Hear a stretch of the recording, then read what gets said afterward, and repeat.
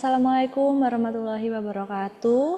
Kepada yang terhormat Bapak Insinyur Irwan Susilo STMT IPM, Ketua DPP Inkindo Jawa Timur. Yang kami hormati Bapak Dr. Insinyur Adi Prawito MMMT, Ketua DPP Intakindo Jawa Timur. Yang kami hormati Bapak Insinyur Noldi Tobagu, Ketua LSP Jakon Intakindo. Yang kami hormati Ibu Nikma Vista Safrina dari Supermap Indonesia. Dan yang kami hormati seluruh peserta webinar yang telah hadir pada siang hari ini. Puji syukur kehadirat Allah Subhanahu wa Ta'ala, Tuhan yang Maha Esa, kita dapat dipertemukan dalam keadaan sehat lahir batin dalam kegiatan Cafe in Time dengan tema memecahkan kode efisiensi peran AI dalam optimalisasi proyek konstruksi. Semoga acara yang akan kita laksanakan pada siang hari ini dapat berjalan dengan lancar, sukses, berkah untuk kita semuanya. Sebagai acara pertama adalah sambutan. Sambutan akan disampaikan oleh Ketua DPP Intakindo Jawa Timur. Kepada yang terhormat Bapak Dr. Insinyur Adi Prawito MMMT, kami persilahkan. Baik, Bismillahirrahmanirrahim. Assalamualaikum warahmatullahi wabarakatuh. Waalaikumsalam warahmatullahi wabarakatuh. Selamat sore, salam sejahtera untuk kita semua. Pertama-tama kami sampaikan puji syukur kehadirat Tuhan Yang Maha Kuasa, Allah Subhanahu wa Ta'ala. Alhamdulillah pada sore hari ini kita diberi kesempatan untuk bersilaturahim dalam rangka acara Cafe in Time dengan tema teknologi AI ya dalam jasa konstruksi. Yang terhormat Bapak Ketua DPP Inkindo Jawa Timur, Bapak Insinyur Irwan Susilo STMT, yang terhormat para narasumber, Pak Insinyur Noldi, yang beliau ini adalah pengurus DPN dan sekaligus Ketua LSP Jakon Intakindo. Yang kedua, narasumber dari Supermap, Ibu Novi ya, betul Mbak MC? Ya. Ibu Nikma. Ibu Nikma. Oh, Bu Nikma, mohon maaf Ibu Nikma. Jadi dua narasumber yang saya kira ini cukup kompeten di dalam menyampaikan perkembangan teknologi artificial intelligence atau kecerdasan buatan dalam menunjang pekerjaan konstruksi. Kita ketahui bahwa perkembangan teknologi ini sangat pesat sekali, tetapi kita maklumi bahwa pemakaian ini di dalam dunia konstruksi masih sangat sedikit dan belum familiar ya di antara kita di dalam proyek-proyek di dunia jasa konstruksi. Nanti insya Allah Bapak para narasumber ini terutama dari Pak Noldi akan memberikan pencerahan pada kita bagaimana teknologi ini bisa sangat efisien dalam membantu kita di dalam pelaksanaan atau proses di dalam lelang, di dalam pekerjaan dan yang lain-lain, sehingga kita bisa menghemat waktu dan bisa menghemat tenaga ya saya kira di dalam pelaksanaan tersebut.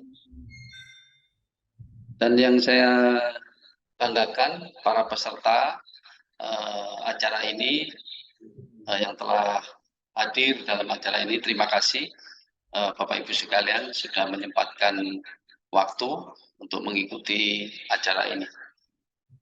Sekali lagi saya atas nama DPP Intakindo Jawa Timur mengucapkan terima kasih kepada beberapa para pihak, Pak Inkindo Jawa Timur, Intakindo DPN yang telah dan Supermap tentunya yang telah berkolaborasi terus dalam rangka peningkatan kompetensi dari tenaga ahli, khususnya di Intakindo dan pada umumnya tenaga ahli jasa konstruksi. Dan juga terima kasih kepada tim kreatif Kafein yang telah mengadakan kegiatan ini, menyiapkan segala sesuatunya sehingga bisa terlaksana pada sore hari ini. Demikian yang bisa saya sampaikan. Mohon maaf lahir batin. Wassalamualaikum warahmatullahi wabarakatuh. Waalaikumsalam. Demikian sambutan yang telah disampaikan oleh Ketua DPP Intakindo Jawa Timur. Selanjutnya adalah memasuki acara inti, yakni Cafe in Time dengan tema memecahkan kode efisiensi peran AI dalam optimalisasi proyek konstruksi. Waktu kami serahkan kepada moderator, kepada yang terhormat Bapak Insinyur Irwan Susilo STM TIPM, kami persilahkan. Ya, terima kasih Mbak Moderator. Assalamualaikum warahmatullahi wabarakatuh. Waalaikumsalam. Waalaikumsalam. Ya, puji syukur alhamdulillah pada sore hari ini kita bisa kembali bertemu di Cafe in Time dalam satu diskusi ataupun nanti kita akan sharing terkait dengan memecahkan kode efisiensi peran digitalisasi dan AI dalam optimasi proyek konstruksi. Nah, saya kira ini adalah salah satu tema yang cukup menarik dan ini sekarang sedang menjadi tren ataupun tren ke depan bahwa pemanfaatan artificial intelligence kemudian juga terkait dengan digitalisasi ini menjadi backbone di dalam pekerjaan-pekerjaan konstruksi di masa depan. Nah, pada saat ini telah hadir dua narasumber kita yang saya kira cukup kompeten. Yang pertama adalah Insinyur Noldi Tobagu. Selamat datang Pak Noldi. Ya, selamat datang Pak. Ya, beliau adalah Direktur Eksekutif LSP Intakindo. Dan pengalaman beliau di jasa konstruksi sudah tidak dilakukan lagi Pak ya. Lumayan, lumayan. Kemudian yang kedua adalah Ibu Nikma Vista Safrina. Selamat datang Ibu Nikma.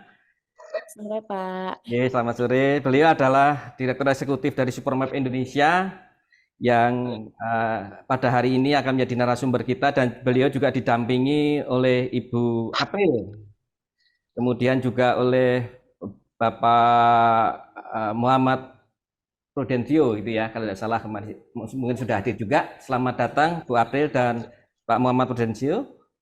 Nah, tema yang kita angkat pada kali ini memang ini terkait dengan bagaimana tren ataupun tantangan kita ke depan. Karena kita melihat bahwa di jasa konstruksi ini kita dihadapkan banyak hal terkait dengan masalah efisiensi begitu ya. Dan nanti kedua masalah ini akan dikupas oleh kedua narasumber kita. Baik terkait dengan aspek SDM kita. Pertama adalah masalah SDM kita. Banyak hal-hal yang harus ditingkatkan terkait dengan kemampuan SDM kita. Karena banyaknya perubahan-perubahan kemampuan sumber yang dibutuhkan untuk pekerjaan-pekerjaan di masa depan. Nah, tidak terlepas di jasa konstruksi ini. Kemudian banyak hal terkait dengan cara kita bekerja, saya kira juga ini menjadi harus kita lihat kembali Pak Noldi ya. Iya. Apakah cara kerja kita, metodologi kita yang kita pakai ini masih relevan atau bahkan mungkin juga sudah ketinggalan. Nah, ini nanti akan dikupas begitu. Kemudian hal-hal yang terkait dengan perkembangan teknologi, digitalisasi, ini menjadi hal yang tidak bisa kita pisahkan dan ini saya kira akan menjadi backbone di dalam apapun nanti ke depannya. Nah, ini nanti akan dikupas banyak oleh Bu Nikma dan tim dari Supermap. Bagaimana aspek digitalisasi ini tentunya perkembangan teknologinya, kemudian juga implementasinya seperti apa dan requirement apa yang dibutuhkan di dalam penerapan teknologi di dalam digitalisasi ini. Karena kalau saya baca memang beberapa teknologi yang dipakai di dalam smart building ataupun smart city semuanya adalah backgroundnya adalah dari bagaimana kita menyiapkan digitalisasi yang baik gitu. Kemudian juga hal-hal lain terkait dengan kebijakan di negara kita ini juga saya kira mulai bergerak ke sana. Nah, ini tentu menjadi bagian yang sangat penting bagi kita semua untuk selalu mengikuti tuntutan, baik itu tuntutan regulasi yang tentunya regulasi ini diciptakan karena ada tuntutan kebutuhan, begitu ya, Pak Noldi ya. Nah, ini kita juga harus melihat bahwa regulasi-regulasi kita sudah mengharuskan seperti itu. Nah, teman-teman terutama yang di building construction kemarin di perencanaan banyak yang sudah disyaratkan harus menggunakan BIM, kemudian juga di dalam pekerjaan-pekerjaan yang terkait dengan kawasan, saya kira juga banyak yang harus sudah menggunakan bagaimana aspek spasial ini menjadi lebih efisien lagi untuk dikelola begitu ya. Nah, ini tentunya membutuhkan pendekatan-pendekatan baru. Nah, kemudian juga hal-hal yang terkait dengan bagaimana kita menciptakan environment kita. Nah, salah satu di tugas ini adalah tugas kami di DPP Indkindo Jatim bagaimana kita menciptakan suatu environment yang membumikan semua itu lewat kafein. Ini salah satu bentuk dari tugas kami di asosiasi di Indkindo. Bagaimana agar teknologi ini bisa tersosialisasi, demikian Pak Noldi ya. Betul, Pak. Ini tugas asosiasi untuk memungkinkan sehingga environment di dalam kita penguasaan teknologi ini bisa sama-sama kita bangun, kita sama-sama kita gunakan untuk bersama-sama belajar menghadapi tantangan yang ada ini. Nah, untuk menyingkat waktu, saya persilahkan barangkali nanti sebelum kita akan diskusi banyak hal tadi yang saya sampaikan ke teman-teman semua, kepada Pak Noldi kami persilahkan mungkin untuk menyampaikan sedikit diskusi materi sebagai nanti bahan diskusi dan nanti selanjutnya akan ditindaklanjuti atau diikuti dengan pemateri kedua dari teman-teman dari Supermap. Monggo Pak Noldi kami persilahkan. Dan sekali lagi kami terima kasih sekali lagi kepada teman-teman yang kafein yang sudah hadir. Ada Pak Agung itu ada. Ya, salam hormat. Ini juga ada Pak Agung Joko Pitono, Pak Sekjen DPN Intakindo. Kemudian juga yang teman-teman yang setia hadir pada kafein kita kafein kita usahakan untuk selalu hadir di dalam setiap minggu begitu dengan tema-tema yang relevan atau sesuai dengan kebutuhan dan yang menjadi tema-tema diskusi pada di teman-teman semua. Demikian Pak Noldi. Kami persilahkan untuk memberikan. Selamat sore, makasih. Terima kasih. Mas Irwan. Terima kasih. Terlambat dari Dokter Mata. Terima kasih. Semoga cepat sembuh. Pak amin. Terima kasih. Sukses. Monggo. Terima kasih. Terima kasih atas waktunya. Saya Noldi, kebetulan dengan teman-teman ini di asosiasi ya. Kami di Intakindo, pendukung daripada Indkindo yang adalah perusahaan daripada para konsultan, dan kami adalah para ahli yang ada di Intakindo. Jadi pada kemarin sebenarnya kami sudah diskusi dengan Pak Irwan yang mengenai untuk apa sih kecerdasan buatan itu, apa manfaatnya gitu. Sebenarnya kalau kita sadar itu sebenarnya selama ini Anda sudah menggunakannya ya Pak. Ya, contohnya gunakan Google Map itu. Kok tahu ya kalau nanti saya dari sini misalnya ke Tunjungan itu di jalan ini terjadi kemacetan pada jam sekian, tapi tiba-tiba di jam tertentu tiba-tiba tidak ada kemacetan. Kita lihat di Google Map-nya, aplikasi itu. Jadi sebenarnya aplikasi itu juga sudah kita semua pakai. Contohnya menggunakan HP ini kan kita bisa kalau wajah kita tidak tampil, HP ini nggak bisa buka begitu, atau sidik jari. Itu sudah menggunakan kecerdasan buatan.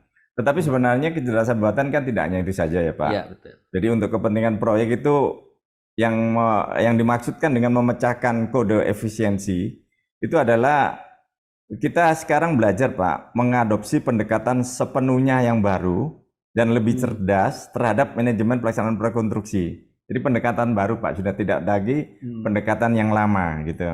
Jadi artinya kita itu akan memanfaatkan data dan teknologi. Nah itu sebenarnya yang dimaksud kecerdasan buatan. Apalagi yang kita harapkan kan tidak hanya pekerjaan lebih cepat ya Pak ya. Terus biaya yang lebih rendah, juga dengan cara yang lebih aman, lebih berkelanjutan, kualitas yang tinggi. Dan lingkungan tentunya. Ya, itu kan penting Pak zaman Iya. sekarang. Dan yang kita pelajari ini sebenarnya kan transformasi Pak. Betul. Transformasi industri konstruksi supaya kita lebih adaptif, lebih responsif, lebih inovatif dalam menghadapi tantangan masa depan. Jadi dengan mempelajari ini hal tadi itu yang diharapkan bisa nanti bisa kita sebagai tenaga jasa konstruksi boleh memahaminya Pak. Seperti sekarang ini kan sudah tidak menjadi hal yang tidak mungkin Anda mengerti tentang tadi Bapak sudah sebutkan tentang building information modeling. Hampir semua orang yang bekerja di jasa konstruksi kan sudah mulai paham Pak. Iya. Udah paham, apalagi kalau di proyek selalu dibilang ada persyaratan ya, ada persyaratan harus memiliki SKK BIM. Tetapi memang sampai hari ini kita ketahui bersama masih walaupun sudah ada Japkernya, sudah ada lagi SKKNI-nya sudah ada dan lain sebagainya, tetapi kita masih menunggu dari pemerintah untuk segera membentuk lembaga-lembaga yang boleh mengeluarkan SKK BIM karena persyaratan itu diminta. Pada kenyataannya kan belum ada Pak. Yang saya tahu sampai hari ini yang mengeluarkan SKK BIM yang ada baru sertifikat BIM. Pelatihan. Ya, sertifikat pelatihan BIM Pelatihan Pak. BIM. Ya, tapi saya sudah dengar dalam waktu dekat ini pihak yang berkepentingan ini akan mengeluarkan karena kalau tidak setiap tender disuruh itu tetapi kok tidak ada SKK-nya. Ya kan tidak memenuhi sehingga akhirnya persyaratan itu bisa abu-abu Pak. Ya, bisa dipakai, bisa enggak gitu. Sebenarnya kalau di BIM kan sudah jelas, sudah ada namanya BIM 3D, ada BIM 4D, ada BIM 5D, 6D, 7D, bahkan sekarang di tempat lain sudah ada 8, 9, 10 Pak. Iya, jadi artinya yang tadi seperti kita diskusikan itu sudah ada di sana Pak. Jadi di BIM sendiri sudah ada teknologi kecerdasan buatan. Ya sebagai contoh, pada waktu saya zaman dulu Pak mempelajari misalnya MS Project ya, ketika kita memasukkan data, selalu kan ada muncul lintasan kritis ya dari hasil pemasukan itu, dan kita pelaksanaan ada keterlambatan berapa persen, secara otomatis dia bisa menganalisa berapa lama mundurnya. Kan itu kan prediksi Pak. Ya prediksi itu kan sudah menggunakan teknologi buatan. Kok tahu dia ya kalau saya pekerjaan ini misalnya hari ini harusnya 100%, tapi saya baru 70%, kok tahu mundur 3 hari? Kok tahu ini? Kan begitu Pak. Jadi artinya teknologi itu sudah lama sebenarnya ada, tapi di tahun 2022 Desember itu mulai cepat Pak, cepat sekali. Sampai hari ini cepat sekali. Jadi kalau dulu agak lama Pak, ya berkembangnya. Tapi saya lihat sejak pasca pandemi mungkin. Ya, terutama setelah Elon Musk pertama Sam Altman. Nah, ya dia langsung bahwa ini akan diberikan ke publik. Jadi Desember itu saya sendiri sudah langsung menunggu, langsung saya ambil, saya pelajari, ternyata ya benar menolong banget Pak. Jadi nolongnya untuk apa? Misalnya optimasi penjualan itu sudah ada di BIM, analisa manajemen risiko, terus kemudian udah ada robotik, pemantauan kualitas dan keselamatan, simulasi modelisasi ini BIM 3D. Optimasi rute dan logistik itu sebenarnya sudah bisa pakai Google Map gitu. Pengiriman barang jadi lewat sini ya, lewat sini. Nah, itu kan sebenarnya udah dan lain sebagainya. Jadi artinya kalau kita tidak akan belajar itu, kita yang bekerja di jasa konstruksi rasanya kok akan jadi masalah Pak. Betul. Ya, masalahnya itu bukan masalah terutama masalah waktu.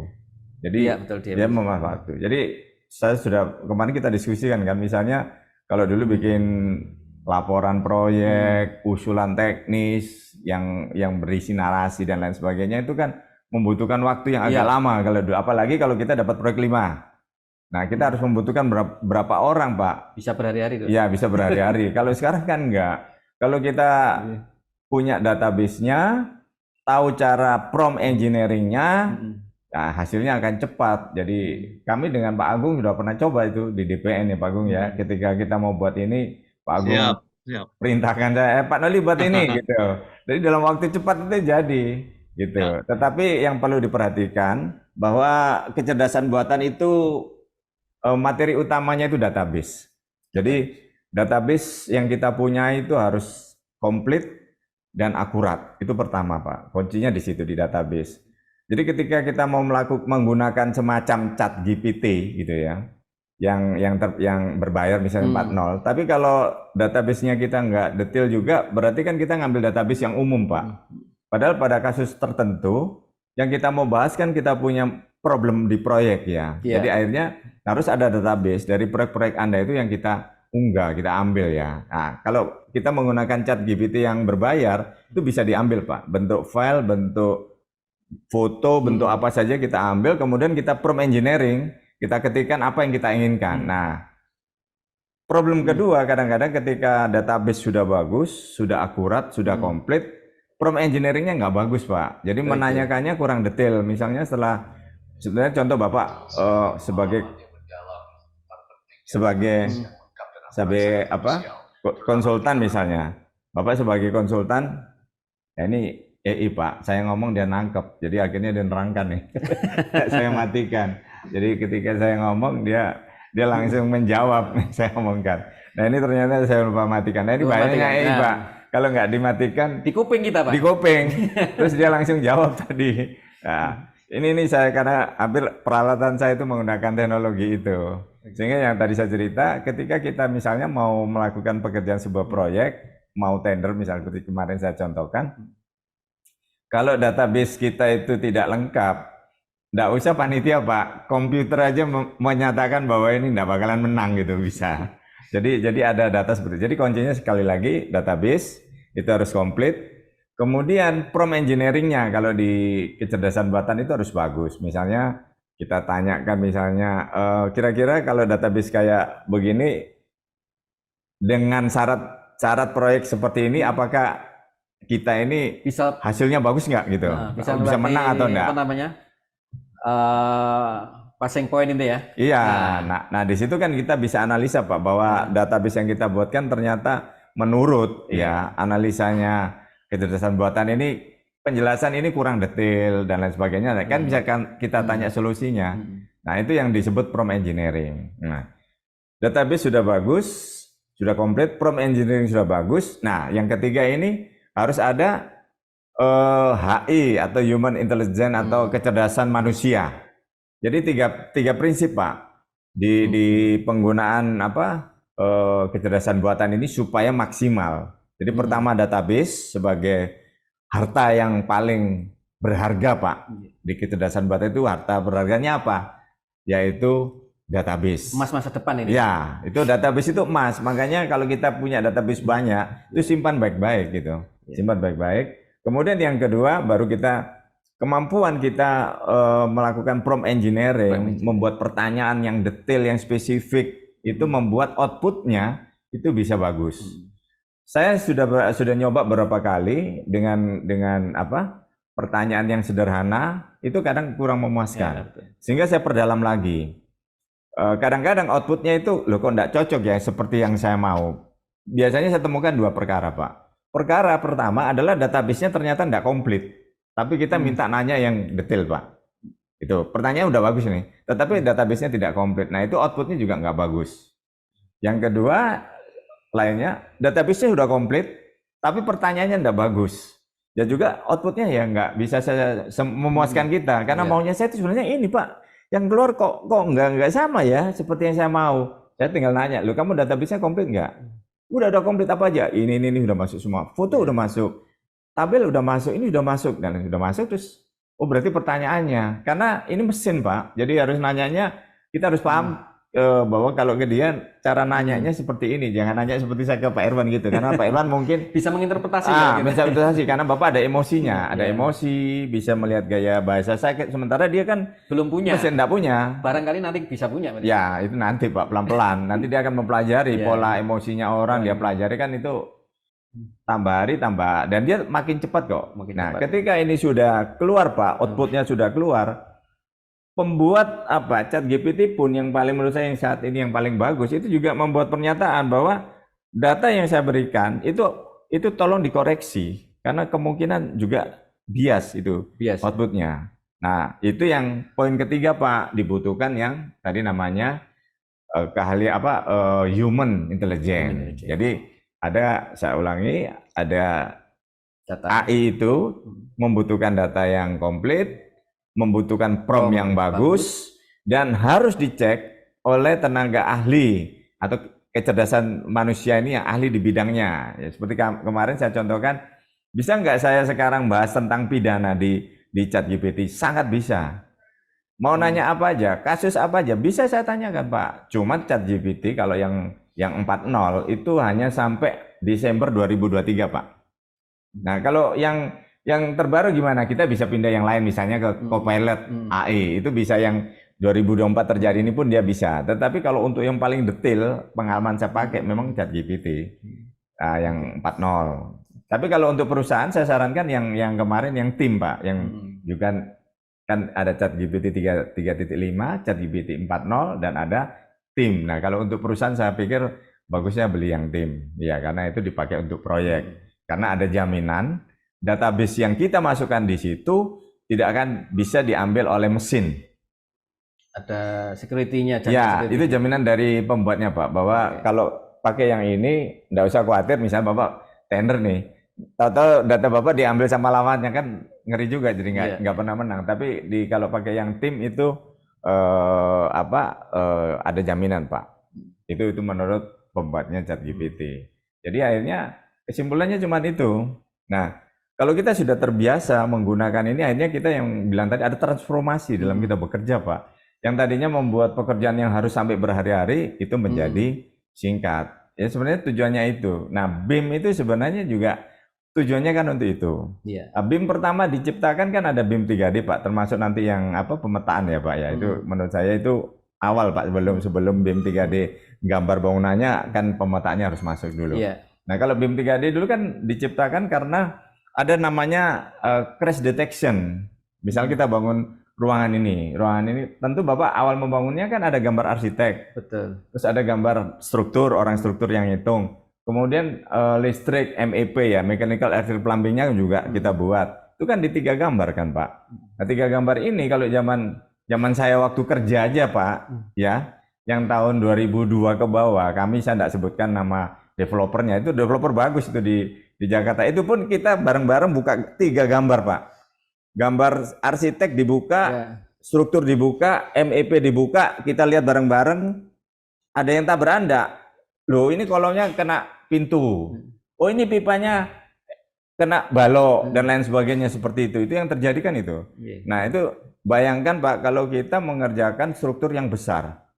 Terus kemudian kita akan ngecek ini flash detection-nya di setiap halaman Pak. Terus tanggal berapa Pak kita kerjanya? Meriksa gambar dulu. Nah, akhirnya di lapangan kemarin yang terjadi, kami itu setiap tender Pak, ada namanya setelah dimenangkan kan ada kick off meeting ya Pak ya. Setelah kick off meeting itu persyaratan bla bla, nanti harus kerja begini, kalau naruh bedding harus begini, harus dikasih warna, nanti kan seperti itu. Nanti setiap minggu kita akan rapat. Pertemuan keduanya kita bedah gambar. Ini yang saya alami. Kami bedah gambar sama-sama membuka ini. Nah, ini pertanyaannya kalau ternyata ada clash detection yang begitu banyak, akhirnya apa?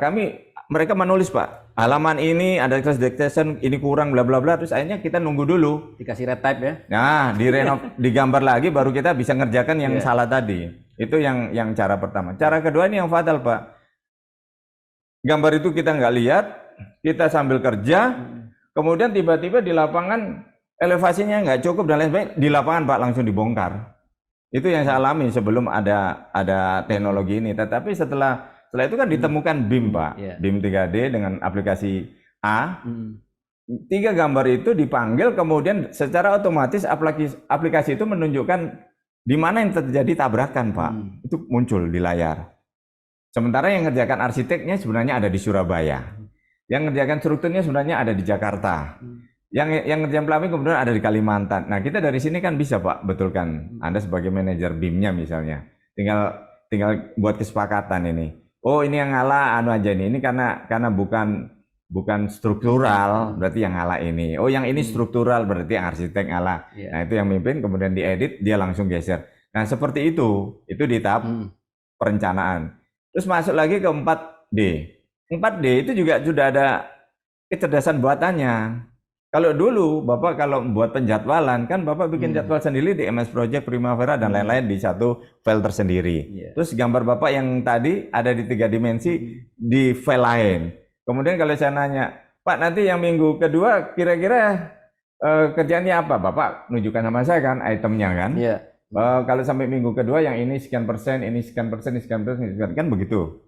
Terus kalau saya lihat, lupa saya mau lihat nyatanya. Saya enggak mau lihat tulisannya Bapak di sini. Bapak paling kan kasih saya gambar apa? Gambar kerja tadi. Iya. Bapak stabilo kan?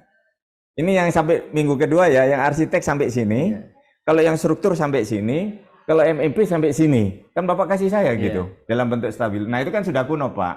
Transformasinya adalah sekarang perhitungan penjadwalan kita yang pakai MS Project Primavera itu bisa diambil oleh satu aplikasi, contohnya Synchro.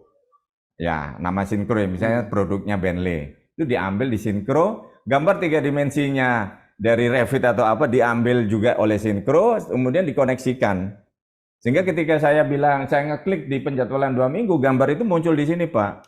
Langsung keluar 2 minggu. Visualnya aja. Visualnya keluar. Nah, itu visual perencanaan. Nanti ada visual pelaksanaan. Ada visual antara rencana sama pelaksanaan ternyata enggak sama.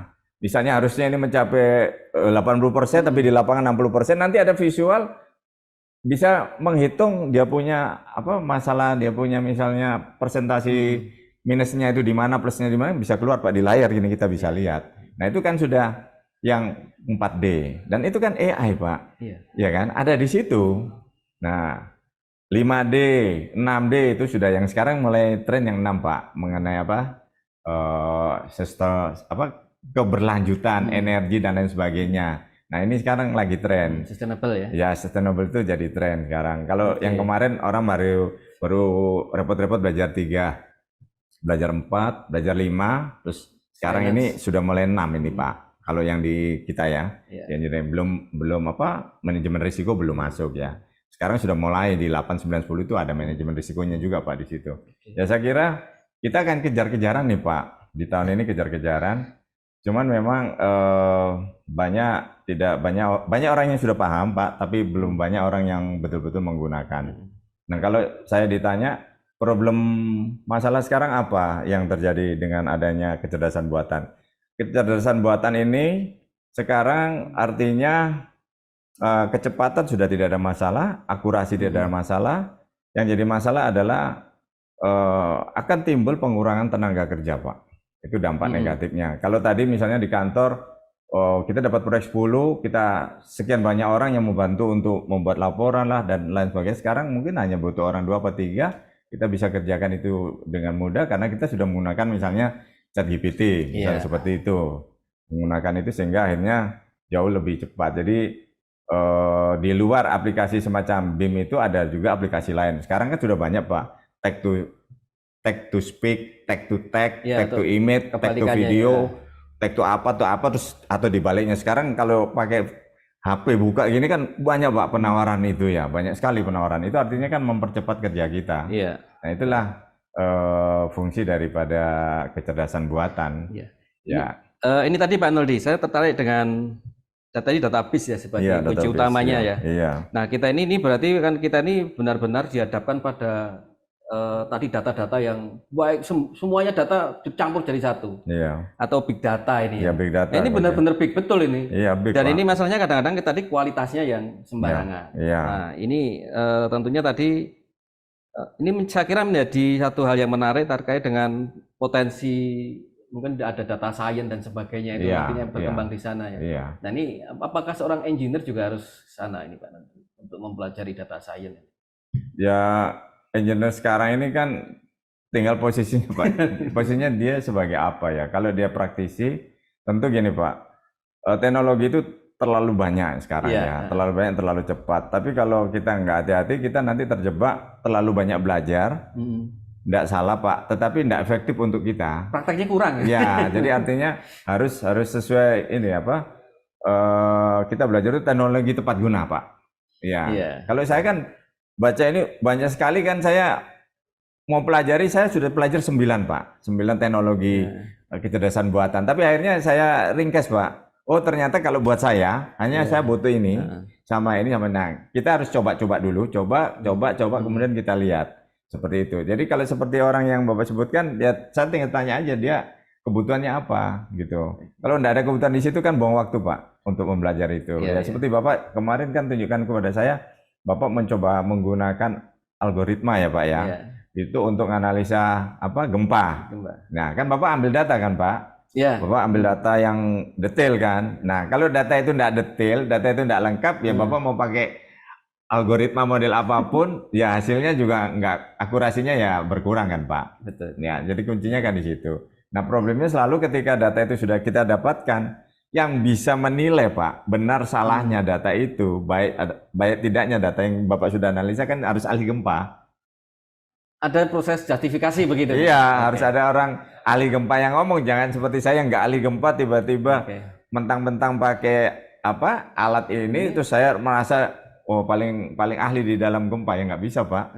Hanya orang ahli gempa aja yang bisa. Jadi menurut saya kalau hanya untuk alat kita mempercepat is oke, tetapi harus ada yang kompeten itu yang ngecek Pak. Jadi kalau yang di pekerjaan kita misalnya, Bapak suruh anak buah Bapak kan tidak selalu mereka memang dulu orang sipil atau kalau sipil pun dia belum tentu orang struktur, belum tentu orang SDA misalnya. Tetapi tiba-tiba Bapak suruh tugas SDA, dia sipil umum, dia kan bisa menggunakan ChatGPT yang Bapak mau minta untuk ini nih, dia bisa buatkan dengan detail Pak, karena dibantu oleh. Tetapi ketika itu sudah jadi kan tidak boleh Pak di copy paste, langsung ditaruh dirapikan lain, terus langsung dianggap itu sudah benar. Nah itu bahaya Pak. Itu harus ada ahli SDA Tadi Pak fungsi yang ngecek.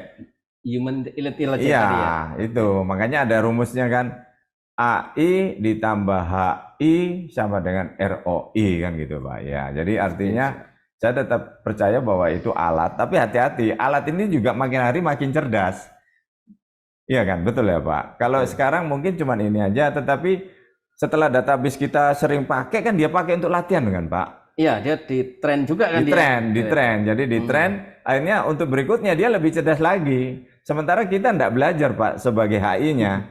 Karena akhirnya ya maaf Pak ya, tadi saya bilang AI tambah HI sama dengan tapi kalau AI-nya belajar terus, dikembangkan terus kan pasti kan Pak. Ya pasti ya. Ini kan sekarang lagi mau dikembangkan ChatGPT 5.0.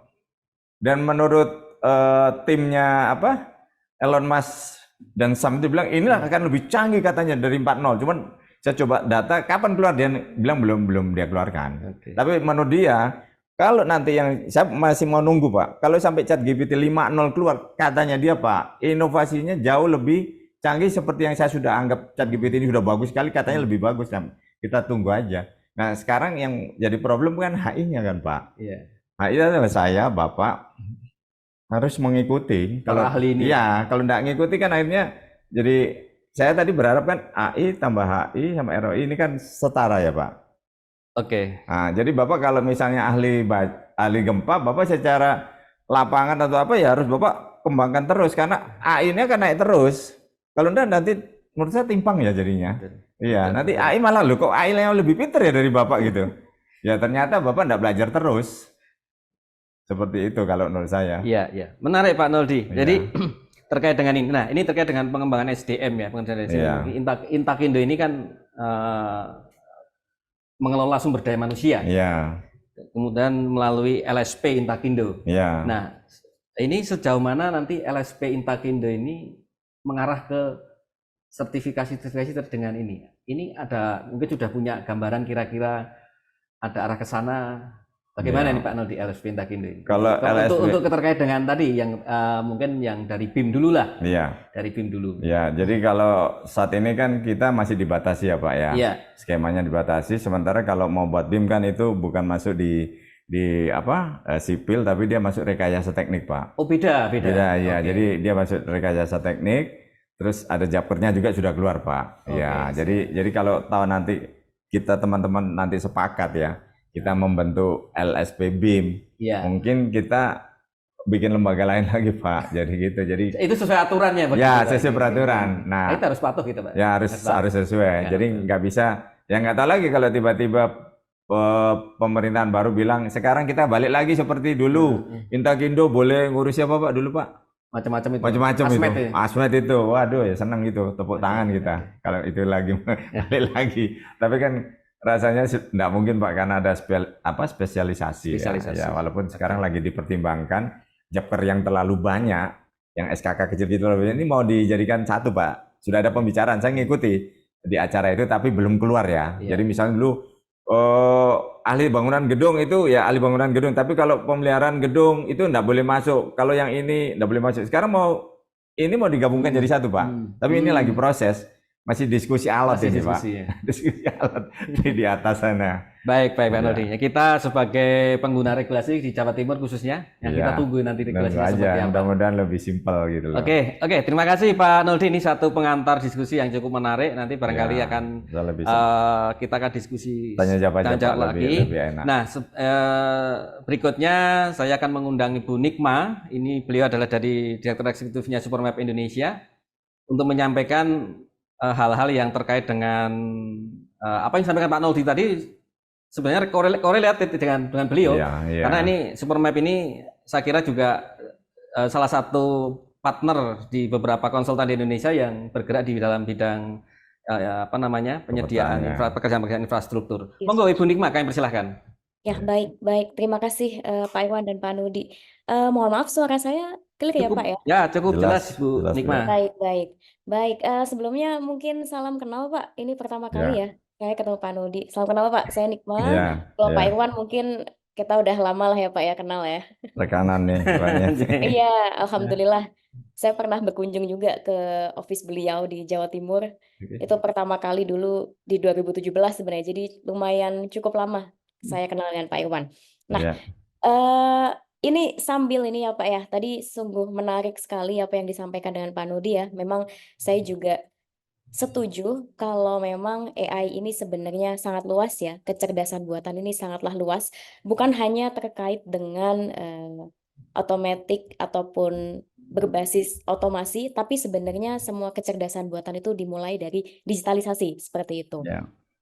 Untuk memulai ngabuburit sore ini nih Pak, jadi supaya lebih enak gitu ya kita ngabuburit, saya mungkin show sedikit presentasi ya. Isinya sebenarnya lebih banyak video, jadi supaya kita nggak ngantuk nih, kita lihat video-video terkait dengan digitalisasi itu seperti apa, seperti itu. Ya. Oke. Saya udah pelajari Pak ini Pak. Nanti ada pertanyaannya. Iya. Ya. Nanti Bu siap-siap ditanya ya Bu. Saya nanyanya via chat GPT. Nanti Ibu harus bisa jawab loh. Nah, ada satu lagi nih Pak, kalau misalnya mau mirip-mirip ChatGPT ya, cuma yang lebih banyak database-nya karena dia dari Google, itu ada Gemini. Iya. Lumayan bisa dipakai ya seperti Iya. itu. Nah, kalau tadi Pak Nuri sudah bahas lah tuntas terkait dengan AI. Nah, sekarang saya pengen bahas terkait dengan sedikit expertise dari kami terkait dengan geospasial seperti itu. Karena memang kita menyadari ya Pak ya, kalau semua konstruksi itu bermula dari geospasial. Seperti tadi juga Pak Nudi sudah mention bahwa basicnya itu memang kita mulai dulu nih pasti dari survei pendahuluan, survei pembebasan lahan, survei ke lapangan segala macam itu pasti bermula dari geospasial. Tapi sebelum kita ngobrol nih tentang digitalisasi yang lebih lanjut, kita punya istilah atau terms baru nih Pak yang mendukung terkait dengan construction ya. Biasanya kita sudah mulai familiar dengan yang namanya virtual, kemudian familiar dengan namanya digital twin city. Nah, ada lagi nih istilah baru itu sebenarnya geoverse. Nah, apa sih geoverse itu?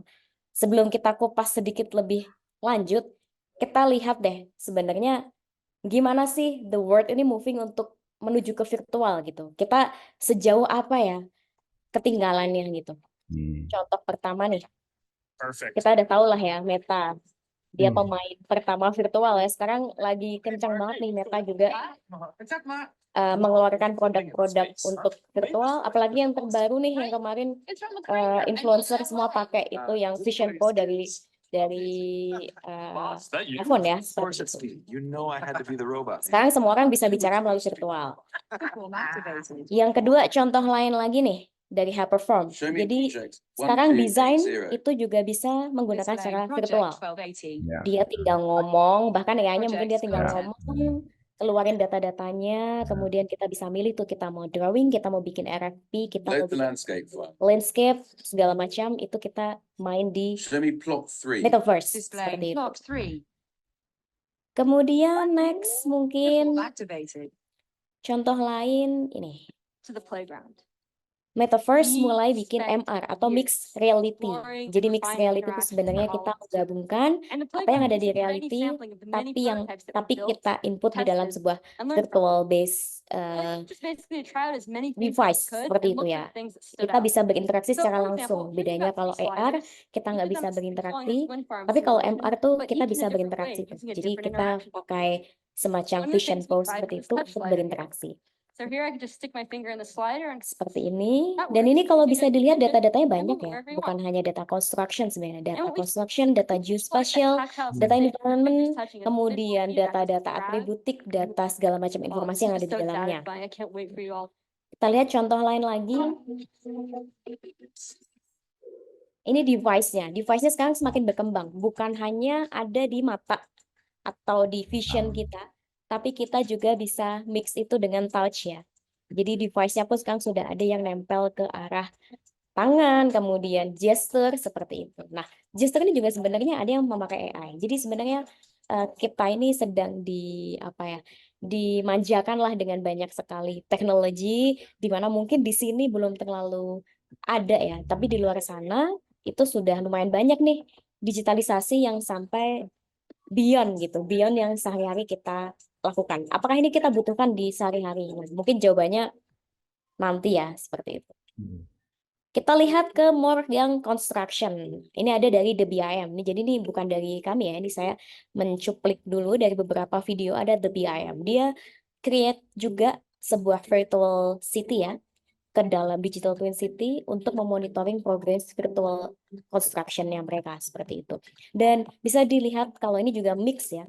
Dia udah pakai vision dan dia udah pakai touch ya, dengan menggunakan alat yang lain lagi atau device yang lain lagi. Dan melalui virtual ini you don't need to go everywhere. Kamu hanya perlu di dalam office, kemudian monitoring progress secara daily, secara hourly, secara weekly ya mungkin kalau construction. Dan banyak sekali yang bisa dimonitor sebenarnya, bukan hanya progress, tapi include juga ke dalamnya scheduling, kemudian safety, kemudian measurement, QC, QA itu bisa juga dilakukan di dalam office. Nah, ini yang 4D ya, seperti itu. Oke, setelah kita lihat, jadi apa sih Geoverse itu gitu? Bagaimana kita revolutionizing digitalisasi di construction industry?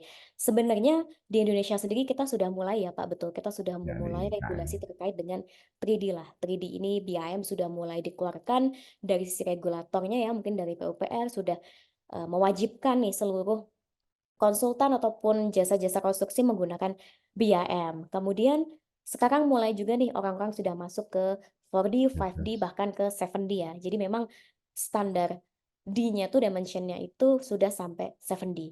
Namun ada new standard lagi dimension tuh sampai ke 10D sebenarnya. Nah, jadi apa tuh Geoverse dan bagaimana perannya bisa masuk ke dalam semua digital construction ini? Padahal sebenarnya kalau kita bicara geografik ya atau geospasial tuh tiap hari kita juga menyentuh kok. Yang pertama contohnya ini pasti di sini sering ya bapak-bapak atau ibu-ibu atau teman-teman nih share log nih ke masing-masing pasangan atau ke masing-masing teman. Nah itu sebenarnya kita juga menggunakan teknologi geospasial. Jadi basically di daily activity kita sudah memakai geospasial. Apalagi construction ya, itu pasti memakai. Jadi Geoverse ini Pak sebenarnya adalah kalau boleh saya bilang ya, dia gabungan dari geospasial yang ada di dunia nyata ini, kita gabungkan dengan data. Jadi ada Geoverse dan data first. Jadi kita transform tuh city yang belum atau kota yang belum terkonstruk dan kita empower di dalamnya menggunakan data-data yang terkait dengan population, dengan economic, dengan urbanization dan dengan demographic. Nah, ini memang tadi untuk menuju ke sustainability untuk people dan planet juga seperti itu. Jadi sekarang ini lagi ngetrend juga sustainability. Jadi kita mencoba tuh menggabungkan sebuah digital twin dengan data first-nya seperti itu. Kalau selama ini kita hanya bermain model, tapi in terms of the model di dalamnya itu sebenarnya banyak sekali data-data yang bisa digunakan untuk melakukan decision making lebih jauh. Nah, contohnya nih, contoh lainnya, goals-nya. Kalau kita ngomongin construction, biasanya kan kita ingin mengkonstruk sebuah city ya, atau sebuah kota, atau sebenarnya banyak sih kita mengkonstruk sebuah infrastruktur yang di dalamnya sebenarnya menuju urbanization.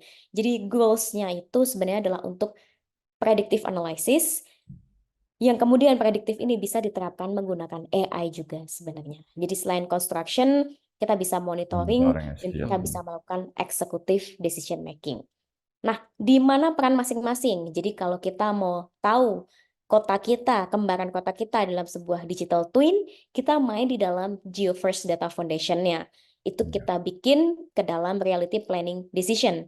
Tapi kalau kita masuk ke predictive analysis-nya, itu sebenarnya main ke data first foundation-nya. Jadi tadi ketika kita bicara prompt engineering segala macam ya, itu sebenarnya kita main di data first. Tapi ketika kita bicara modeling, kita main di geo first-nya, seperti itu. Ya. Nah, kemudian bicara tentang konstruksi, digitalisasi yang sedang hype di konstruksi itu sebenarnya adalah kolaborasi dari 3 hal ini. Tentunya Building Information Modeling atau BIM, kemudian kita bicara Ya. environment-nya ya, Ya. geospatial environment-nya, Sensor. kemudian terakhir adalah sensors atau Ya. IoT. Semuanya ini berkolaborasi Bergabung. dalam sebuah environment Ya. yang jika dikombinasikan dan kita buat itu menjadi sebuah artificial intelligence, semuanya akan belajar dan juga akan terprediksi sesuai dengan database yang memang sudah ada. Jadi memang betul, kalau kita mau bicara AI, kita harus perbaiki dulu nih database-nya. Data apa aja? Semua datanya. Data modelnya, data geospatialnya, data di dalamnya ya. Data di dalamnya contohnya apa sih? Data informasi, data kepemilikan, data luasan, data measurement, data scheduling, data material. Semuanya itu harus kita put in a one database supaya kita bisa menggunakannya untuk melakukan predictive analysis. Nah, predictive analysis ini Pak juga sebenarnya berfungsi untuk predictive maintenance nih. Ini juga lagi hype nih, predictive maintenance. Jadi sebelum kita bicara asset maintenance, kita bicara dulu predictive maintenance. Karena apa? Karena kita bisa melihat dari historical datanya. Kita bisa predik dulu sebelum kita melakukan maintenance yang sesungguhnya. Oke, nah ini dimension of BIM tadi. Sebenarnya BIM itu sudah sangat luas ya. Jadi kalau kita bicara standar dimensionnya memang sampai ke 7D. Jadi kita bicara 3D dulu tadi terkait dengan shapingnya, modelingnya. Kemudian kita menuju ke 4D, itu bicara tentang schedulingnya. Kita bicara ke 5D, itu tentang costingnya. Kita bicara 6D, itu sustainability-nya. Dan 7D itu manajemen biasanya terkait dengan resiko, safety, dan hazard.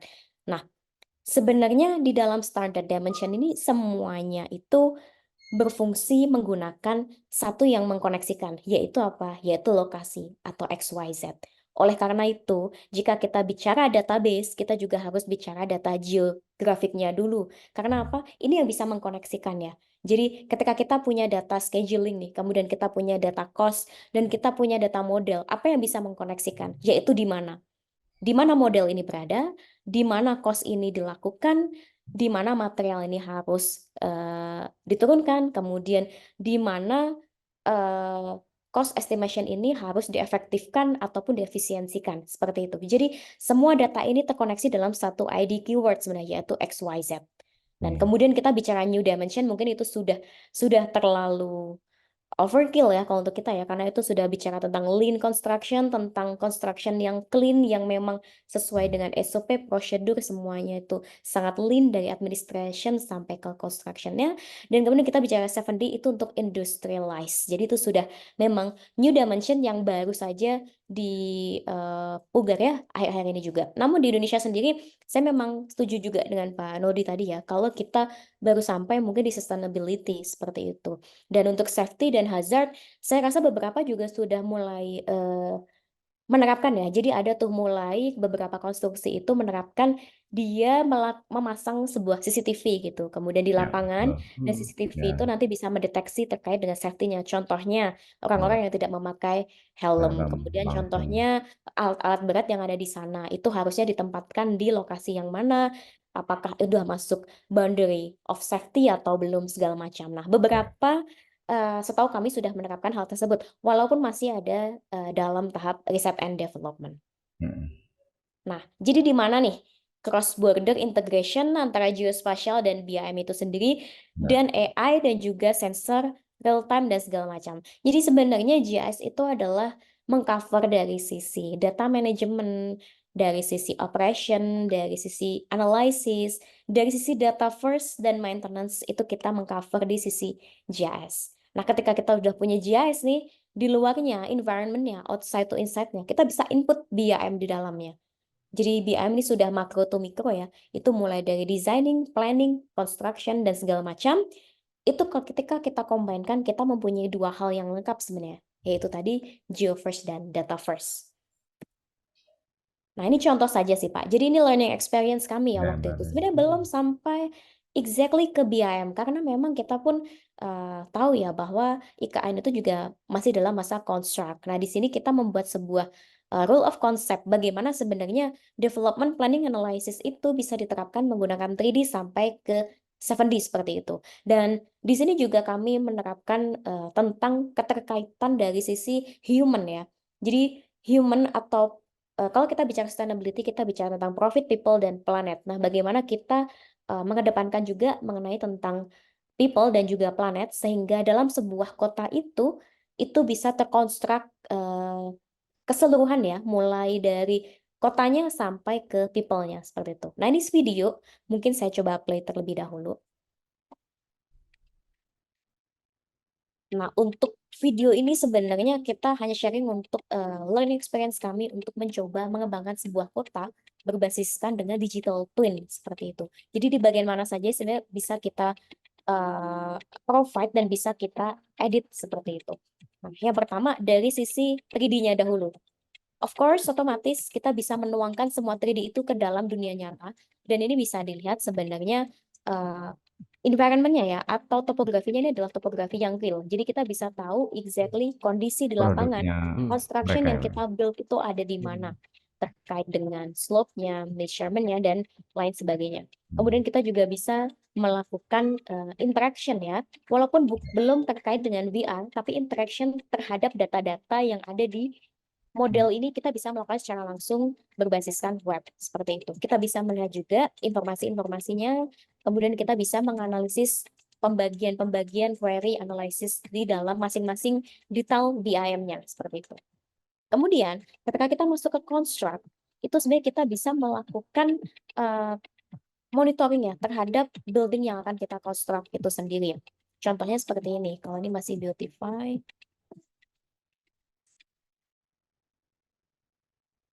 Nah, seperti ini. Ketika kita nge-build, sebenarnya dalam construction kita juga bisa melakukan progress konstruksi dan simulation. Jadi salah satu fungsi AI, digitalisasi, kemudian digital twin adalah simulasi. Kenapa? Karena ketika kita mau melakukan perubahan atau kita mau melakukan hal-hal di luar rencana, itu kita bisa melakukan simulasi terlebih dahulu. Tidak perlu tuh kita datang ke site, kemudian kita rombak, kita bangun, tapi kita bisa simulate terlebih dahulu. Dan simulasinya ini sudah berbasiskan 3 dimensi. Kemudian kayak kembalikan lagi ya ke video yang tadi.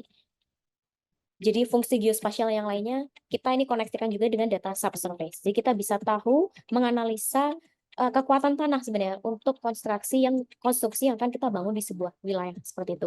Dan ini bukan hanya terkait dengan data-data tabular ya, tapi kita bisa visualisasikan terkait dengan kekuatannya itu sendiri.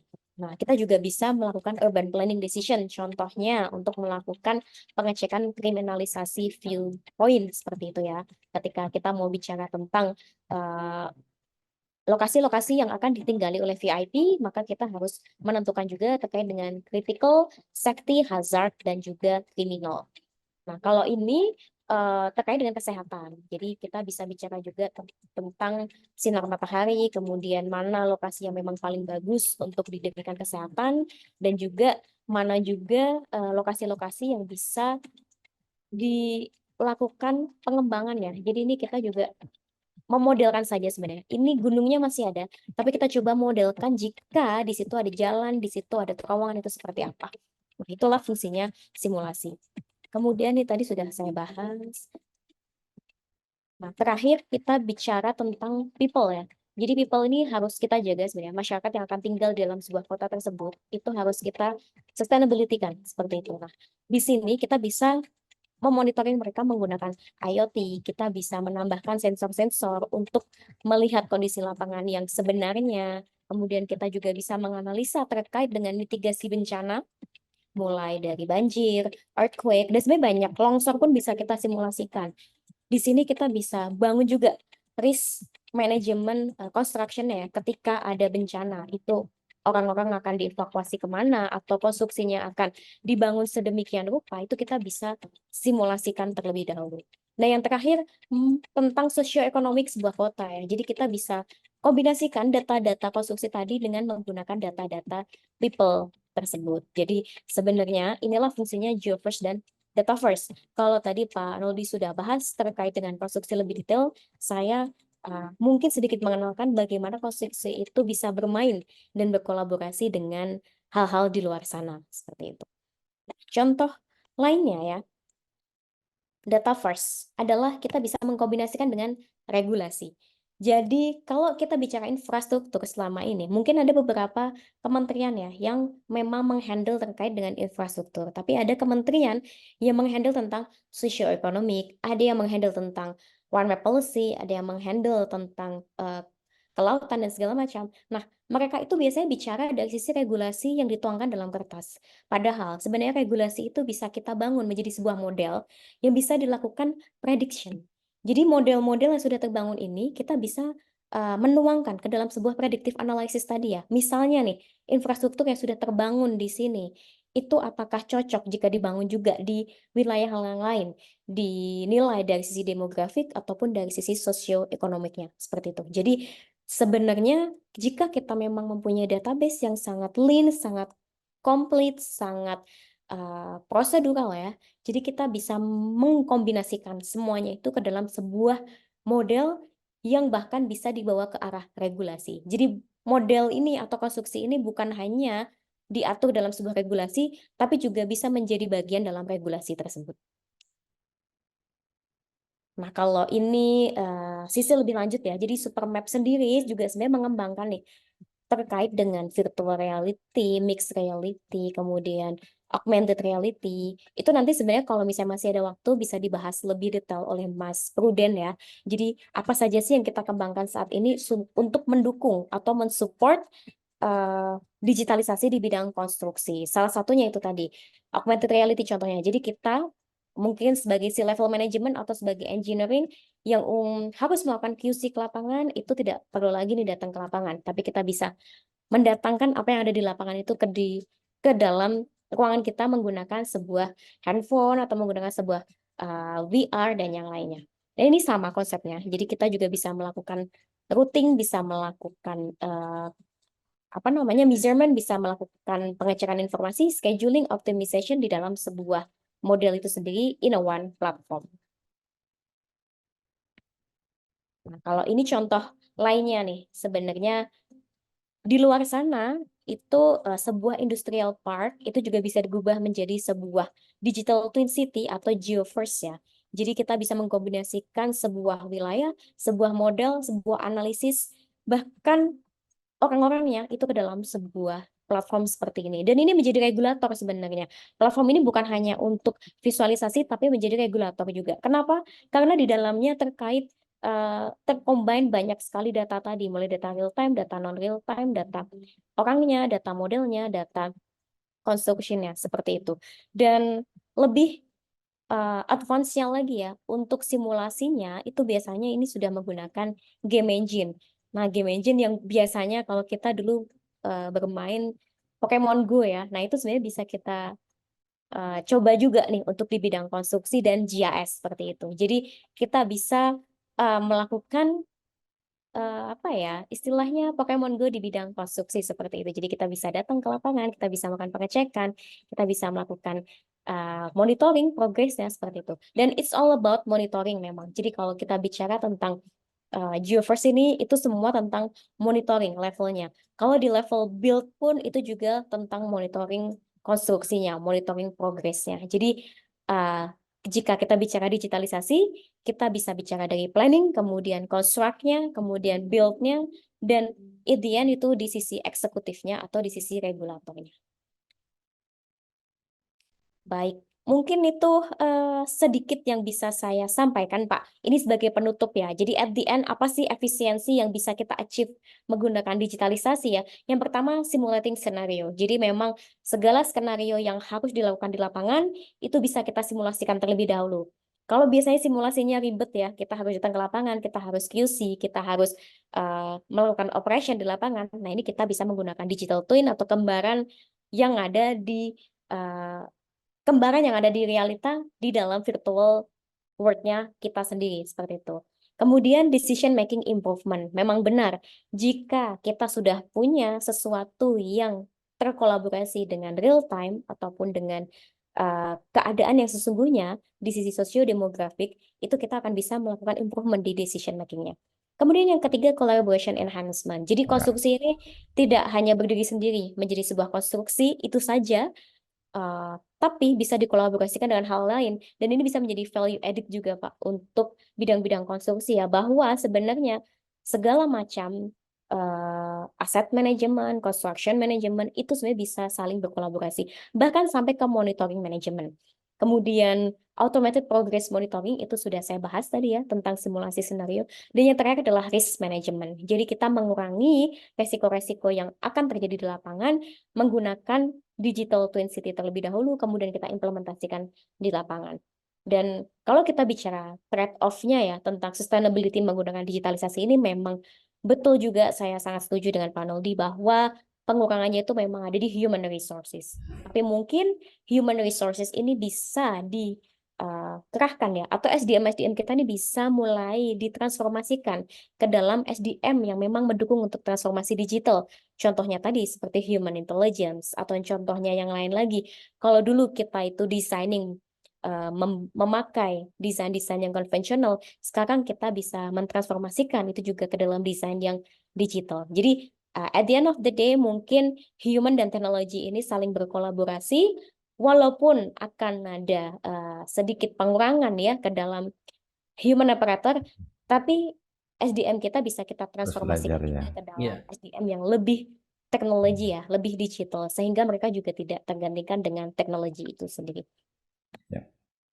Seperti itu Pak, kalau dari saya mungkin Ya. kita bisa diskusi dahulu nih, nanti kalau ada waktu kita Oke. bisa undang Mas Ya. Ruden untuk Ya. apa namanya ya, menggagas lebih teknis, apa sih yang sudah Superweb lakukan gitu, apa yang kita Ya. buat di riset and development kita untuk mendukung digitalisasi ini. Ya. Oke, terima kasih Ibu Risma, Ibu Nikma ya. Pak. Nikma. Ibu Risma ini kan wali kota kita dulu ya. Iya betul, nanti saya Iya. gantiin gimana? Iya. Iya. Jadi saya Pak, tadi sudah sebenarnya saya sudah belajar Ibu yang Ibu tadi diskusikan, dan saya sudah mencoba melihat apa sih sebenarnya yang sekarang ini Pak. Iya. Ketika kelebihan platform-platform semacam tadi itu sudah hadir kan ya sekarang ini. Betul. Apa sih yang menjadi masalah kita kan gitu yang sekarang ini Pak, yang real ya. Jadi saya temukan Pak, ini pun juga menggunakan teknologi tadi saya. Jadi saya tidak terlalu banyak mikir, tetapi memang kenyataan ini benar.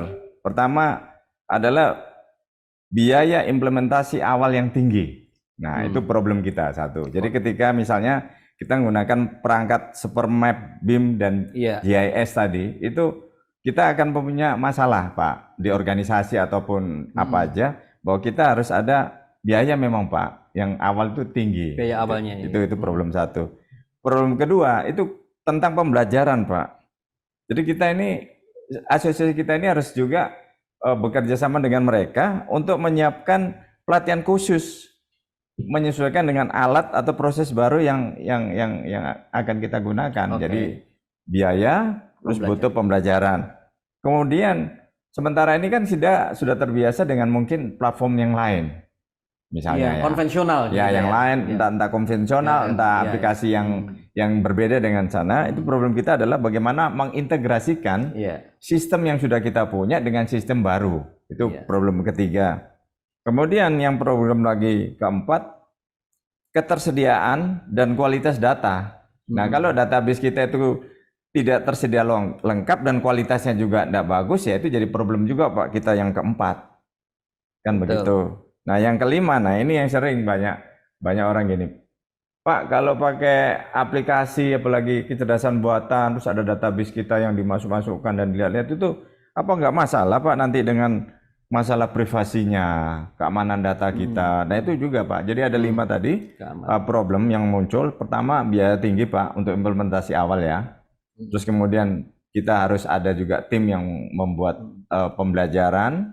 Kemudian yang ketiga, kita ada integrasi sistem yang Iya. sudah ada, mungkin yang Bapak sudah pernah pakai aplikasi semacam Revit, Starpro dan lain sebagainya. Itu bagaimana? API-nya itu Ya, bagaimana cara supaya terintegrasi ya. terus gitu. Misalnya kita udah pakai drone, total station dan lain sebagainya. Kita baru pakai yang itu. Bagaimana nanti integrasinya, outputnya itu. Iya. Nah, itu yang persoalan yang ketiga. Dan yang keempat, data kita sendiri kadang-kadang kan tidak, kualitasnya nggak komplit gitu, nggak detail. Iya. Terus nggak tersedia juga. Nah, itu kan jadi problem juga Pak. Iya, iya. Ketika hal tadi itu dilakukan. Terus kelima, isu privasi dan keamanan data. Ada Iya. 5. Jadi itu yang Iya. yang jadi PR-nya kita Pak. Kita Itu juga jadi PR-nya teman-teman yang punya aplikasi tadi, bahwa ada 5 itu. Makanya kenapa sih di Indonesia kok lama banget ya Pak nggak berkembang, sementara di tempat lain itu dengan mudahnya cepat ya aplikasi semacam, ya karena mahal Pak. Betul. Sebenarnya seperti perusahaan Bapak misalnya, kalau investasi untuk ini kan cukup besar, kecuali Bapak dapat proyek yang nilainya gede atau di dalam proyek itu sudah ada anggaran untuk beli aplikasi itu. Kan itu ya Pak, yang Iya. selalu sekarang ini jadi problem. Nah, itu yang mungkin PR-nya bersama lah pemerintah ini, supaya Iya. apa? Teknologi ini biar cepat segera bisa kita gunakan. Harus ada, barangkali ada insentif untuk ke arah Ya, sana. insentif Kak, apa namanya yang penting. Atau Betul. kalau bisa pemerintah bekerja sama dengan vendor-vendor terkenal, terus sehingga nggak tahu gimana caranya Iya. sehingga harganya bisa murah dan bisa segera dipakaikan. Oke. Karena kalau tidak, ya kita ini cuman lihat terus Pak. Ya. Teknologi tadi saya hanya bisa lihat ya dengan bagusnya, saya bisa lihat dengan bagus Pak. Tapi kalau saya belajar aja nggak punya fasilitasnya, Ya. apalagi setelah itu membeli untuk kepentingan proyek juga nggak ada anggarannya. Akhirnya kita ini lama-lama cuma jadi penonton aplikasi platform kecerdasan buatan yang begitu canggih yang bisa dipakai di tempat lain. Kita hanya nonton kayak tadi Pak. Iya. Kita nggak bisa terapkan. Ya itu Iya. tadi 5 ya Pak ya. Tadi Iya. ada 5 problem itu. Mungkin itu yang nanti jadi catatan kita, Betul. bahwa bagaimana cara ngatasinya ya. Saya sih belum nanya sama ChatGPT. Ngatasinya gimana, belum Pak. Saya baru tanya apa sih kelemahan penggunaan aplikasi yang berbasis AI atau kecerdasan buatan seperti yang tadi, salah satunya itu. Ini saya kira Ibu Nima harus diundang ke panel ini Pak. Iya. Serius. Mari, Pak. Jelaskan 5 tadi Bu, karena Ya, Iya, boleh. ini. Iya. Karena nanti bisa jadi rekomendasi ke Ke teman-teman PUPR. PUPR. Iya. Apakah Teman-teman nanti Pak, kalau ya. kita menggunakan teknologi tadi itu, kemudian PPN kita dikurangi, Ya, atau PPN apa. kita Iya, dikurangi atau karena apa begitu ya? harus ada seperti itu Pak. Seperti mobil listrik Pak. Iya. Nah, Kalau gitu. pakai mobil listrik nggak bayar ini, nggak bayar Bayar, itu. iya. Nah, kalau pakai aplikasi yang ini juga nggak bayar ini, nggak bayar itu, misalnya gitu. Untuk mempercepat Pak. Iya, kalau enggak Pak, kita nonton aja Bu. Iya, Yang punya betul. itu bagus sekali. Tapi kan saya cuma nonton gitu loh, karena Iya. saya mau. Makanya ada gini Bu, beberapa vendor itu kalau boleh nanti Ibu kerjasama dengan kami nih Bu, Intakindo Inkindo, memberikan katakan pelatihan gratis ke apa namanya, atau memberikan TOT ya. ya TOT. Itu tadi yang nomor 2 ya Pak Iya. ya, kasus TOT itu Iya, ya, iya, tentang iya. pelatihan. Terus kemudian Pembelajaran. kalau bisa juga, Pak boleh pakai ini selama 1 bulan gratis atau apa, nanti setelah itu harus bayar atau apa ya, itu terserah. Itu kan kebijakan pemilik platform. platform. Jadi beberapa platform Bu yang saya sudah pelajari, saya banyak belajar platform. Banyak yang sulit masuk di sini karena ternyata harganya itu mahal gitu loh. Mahal ya Pak ya. Ya, pertama mahal.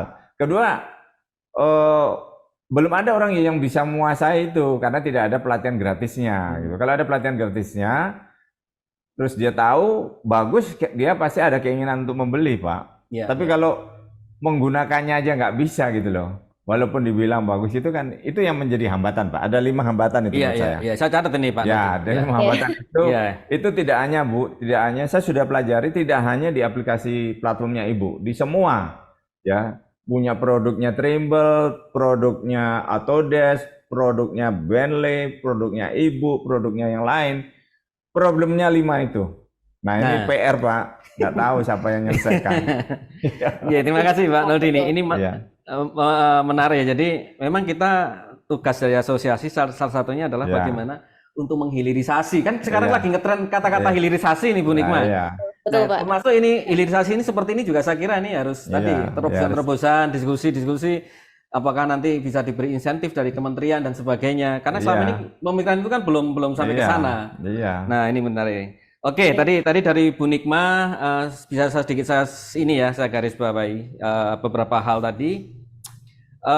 Ini yang menjadi backbone di dalam digitalisasi adalah XYZ tadi itu ya. Iya, itu menjadi sangat penting sekali. Memang itu Pak. Aspek spasial ini, kemudian integrasi dengan data. Iya. Yang kita dapat sekarang adalah big data. Big data itu benar-benar big betul, Iya. benar-benar besar dan Iya. kadang-kadang juga masalah kualitasnya juga variasinya sangat kacau ini ya. Nah, Nah, makanya ini. internet itu penting Pak. Betul. Ya kan sekarang kan harus Internet of Things. Sekarang itu bagus. Internetnya kita aja baru berapa D Pak sekarang? Baru 4 ya. Iya.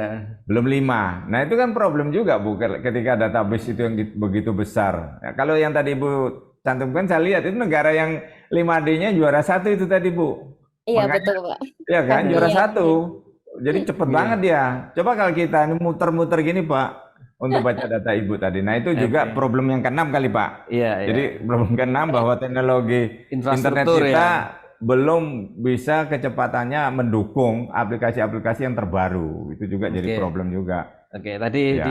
itu masalah data ini juga barangkali ini juga menjadi potensi Iya. meng-create job juga nanti Iya, banyak teman-teman yang bisa berkecimpung dalam dunia ini ya data mining ya. iya. Kemudian juga tadi disampaikan Bu Risma terkait dengan bagaimana model ini bisa akhirnya untuk tadi mendukung terkait dengan simulasi, Iya. decision making ini Iya. ya, kolaborasi, kemudian Iya. otomatisasi dan risk management Iya. infrastruktur ini ya, di Iya. sini. Nah, semuanya bermuaranya ke tadi itu. Kalau saya lihat di people, planet, Planet Profit dan ya, Pak. profit tadinya itu ya. Iya. Jadi sustainability-nya ini ya. Iya. Nah, ini memang tantangan kita ke depan seperti itu. Iya. Ini cukup menarik. Jadi tadi terus beberapa catatan yang disampaikan Pak Noldi masalah biaya di awal bagaimana. Nah, ini menjadi solusi saya kira antara provider, asosiasi, teman-teman nanti di di tenaga ahli. Saya kira ini juga perlu diskusi bersama-sama Nah, ini. iya, Pak. Kalau enggak kita penonton terus loh. Iya. Tak maaf loh, kita jadi penonton aja. Ada Iya. orang bagus di tempat lain gitu karena itu Oke. itu belum selesai Pak. Sampai Oke. hari ini belum selesai Oke, diskusi oke. itu ya. Ya, ini menarik. Nanti kita Iya. coba bisa angkat di sesi berikutnya ini. Oke, menarik. Ya, mungkin dari Bu Risma ada lagi yang perlu ditambahkan sebelum Bu kita Nikma, ke Pak. teman-teman. Bu Nikma? Nikma, Pak. Ya. Saya Bu mendengar jadi Nikma, media mungkin sosial. ada yang perlu ditambahkan dari Ya, teman- kalau dari saya mungkin sih, perkenalan dari Supermap. Belum kenal kita, Bu. Teman-teman iya barangkali. boleh. Ya, Saya paling mungkin- menanggapi sedikit tadi Pak, Ya. yang apa namanya beberapa concern Pak Noldi tadi ya.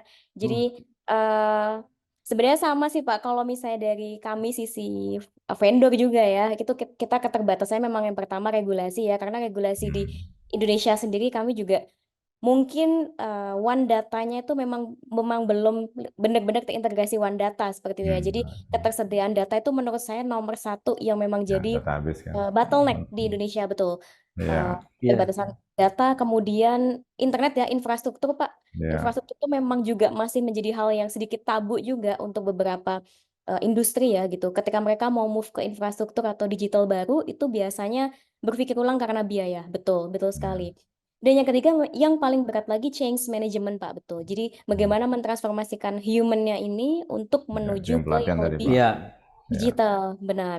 Nah, kalau learning experience dari tim kami nih Pak, biasanya memang ya, untuk menuju change management dari yang non-digital ke digital itu cukup cukup sulit dan cukup lama ya Pak ya. Mungkin itu Hmm. years ya. Kita nggak bisa hitung dari sisi bulan ataupun hari, tapi kita mungkin hitung minimal at least 1 tahun lah. Kita harus bersama-sama, kita harus saling gandeng ya sebenarnya untuk menuju ke yang digital seperti itu. Dan digital itu lebih banyak. Kadang ketika kita mau bicara AI, sebenarnya kita harus prepare banyak hal dari infrastruktur, kemudian Ya, dari humannya juga ya. Dan ya, infrastruktur itu yang paling mahal kalau di sisi ya, AI. Nah, kemudian tadi Pak, sisi dari data privacy. Kalau dari kami mencoba untuk ini ya melakukan seperti on-premises application. Jadi on-premises application itu memang dari sisi Supermap sendiri kita tidak hmm, melakukan cloud base yang akan connect ke Supermap, tapi itu ya, semua akan diinstal in terms of infrastrukturnya klien ataupun partner oh, seperti itu.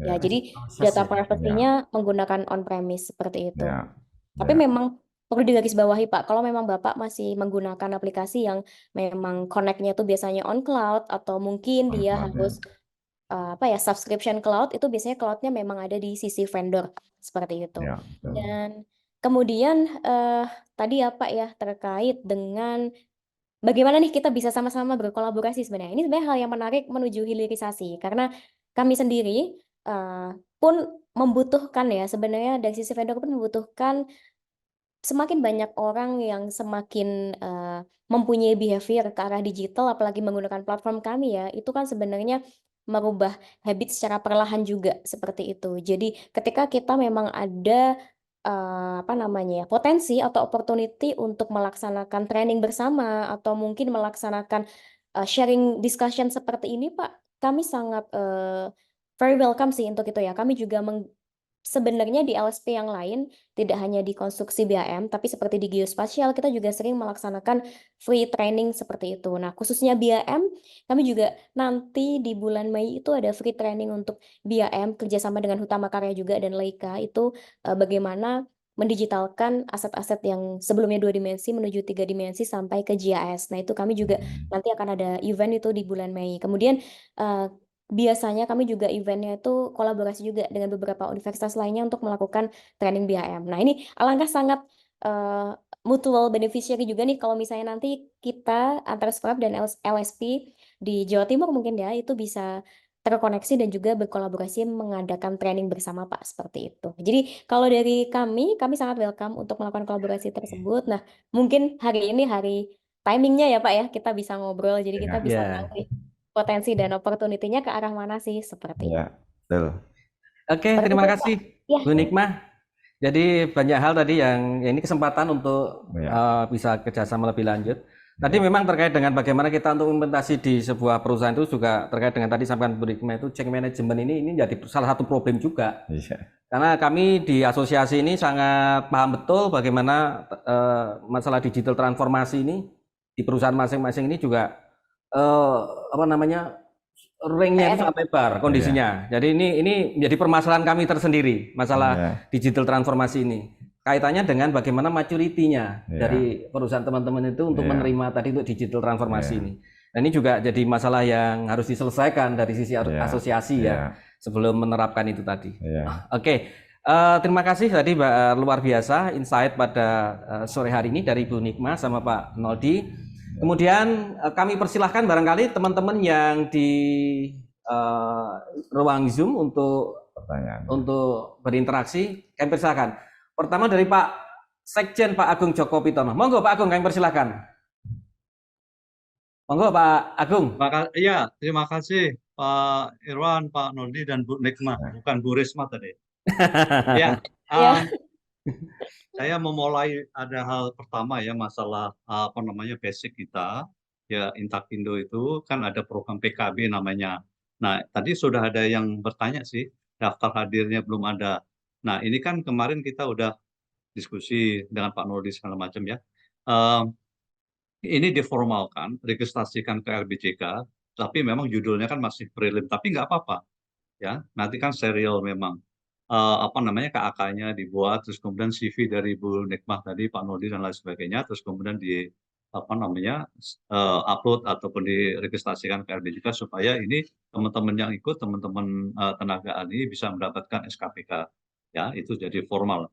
Nah memang Terus ini yang apa, kita perlu untuk reakreditasi juga itu Pak Irwan ya, Mas Irwan, kita masih ada agak kurang kemarin saya cek memang, karena kan kita 12 kali minimal selama 2 tahun ya. Nanti mudah-mudahan dengan ini kita bisa bertambah lagi gitu loh, ya. Betul tadi ini preliminary, nanti ya kalau bisa memang serial Bu Nikma ya, tadi sangat menarik sekali memang. Mmm, Prinsipnya ini kan tools ya untuk lebih mempercepat, lebih akurat, tepat dan sebagainya. Tetapi memang penggunaannya juga tadi sudah dibicarakan oleh Pak Naudi juga ada human kompetensi atau human intelligence yang menyertainya, yang mulai istilahnya menggiringnya gitu loh. Menggiring, bertanya apa segala macam, memanfaatkan. Kemudian result-nya saya memang sedang mendalami juga, sering bertanya, diskusi dengan Pak Nodi. Kemudian result-nya itu masih perlu justifikasi. Sering saya koreksi juga, oh ini sebenarnya nggak begini, begini, harusnya begini segala macam. Dan saya Pak Irwan sudah naruh satu slot gitu akan menulis tentang AI di dalam pengembangan layanan jasa konsultansi, baik konstruksi dan non-konstruksi ya. Karena ini kan untuk mempercepat analisis data, prediksi kita lebih cepat, akurat, penting sekali. Karena kan konsultan pekerjaannya itu. Nah ini akan kita tulis nanti di dalam majalah Inkindo PP DKI. Karena yang majalah itu yang punya secara nasional adalah DPP Inkindo DKI. Nah nanti supaya itu tadi varian yang kata Pak Irwan tadi sangat luas, iya memang betul. Tetapi kan digitalisasi, transformasi digital, terus kemudian aplikasi teknologi AI, BIM dan sebagainya untuk aplikasinya. Ini kan suatu keniscayaan. Ini harus nantinya, kalau enggak betul hanya melongo. Padahal kan negara menginginkan lebih cepat untuk mengadopsi Pak Prabowo ini, jadi bukan masalah apa ya, pilpres, tapi memang apa namanya, ke depan pemimpin kita sudah mendeklarasikan seperti itu, kuasai sains, teknologi, ya, engineering itu harus diperkuat dan lain sebagainya. Nah, itu kan suatu tantangan bagi kita. Yang tantangan yang menghasilkan suatu opportunity gitu. Kalau kita nggak menguasai ini, ya akan ketinggalan benar gitu. Makanya inilah suatu keniscayaan dan nanti harus kita lanjutkan. Tadi saya dengar juga masalah biaya memang mahal, karena kan teknologi itu memang mahal. Nanti dengan berasosiasi ini kita harus bernegosiasi, istilahnya diskusi dengan pengambil kebijakan, baik kementerian sebenarnya. Kalau di beberapa negara yang saya tahu ini dibeli sebenarnya oleh kementerian gitu loh. Nah nanti pelaksana yang mengerjakan kegiatan-kegiatan dalam rangka membantu kementerian atau khususnya kementerian tersebut dan negara atau pemerintah pada umumnya itu bisa Memakai. istilahnya dibantu oleh kementerian Ya, tersebut. ya. Nah ini memang Di Australia, jadi Gitu ya. Singapura. seperti itu memang. Jadi Ya, ada subsidi tadi itu ya, ya. yang harus disitulah negara atau pemerintah harus hadir. Kalau enggak ya betul kita ketinggalan. Padahal kita suatu keniscayaan.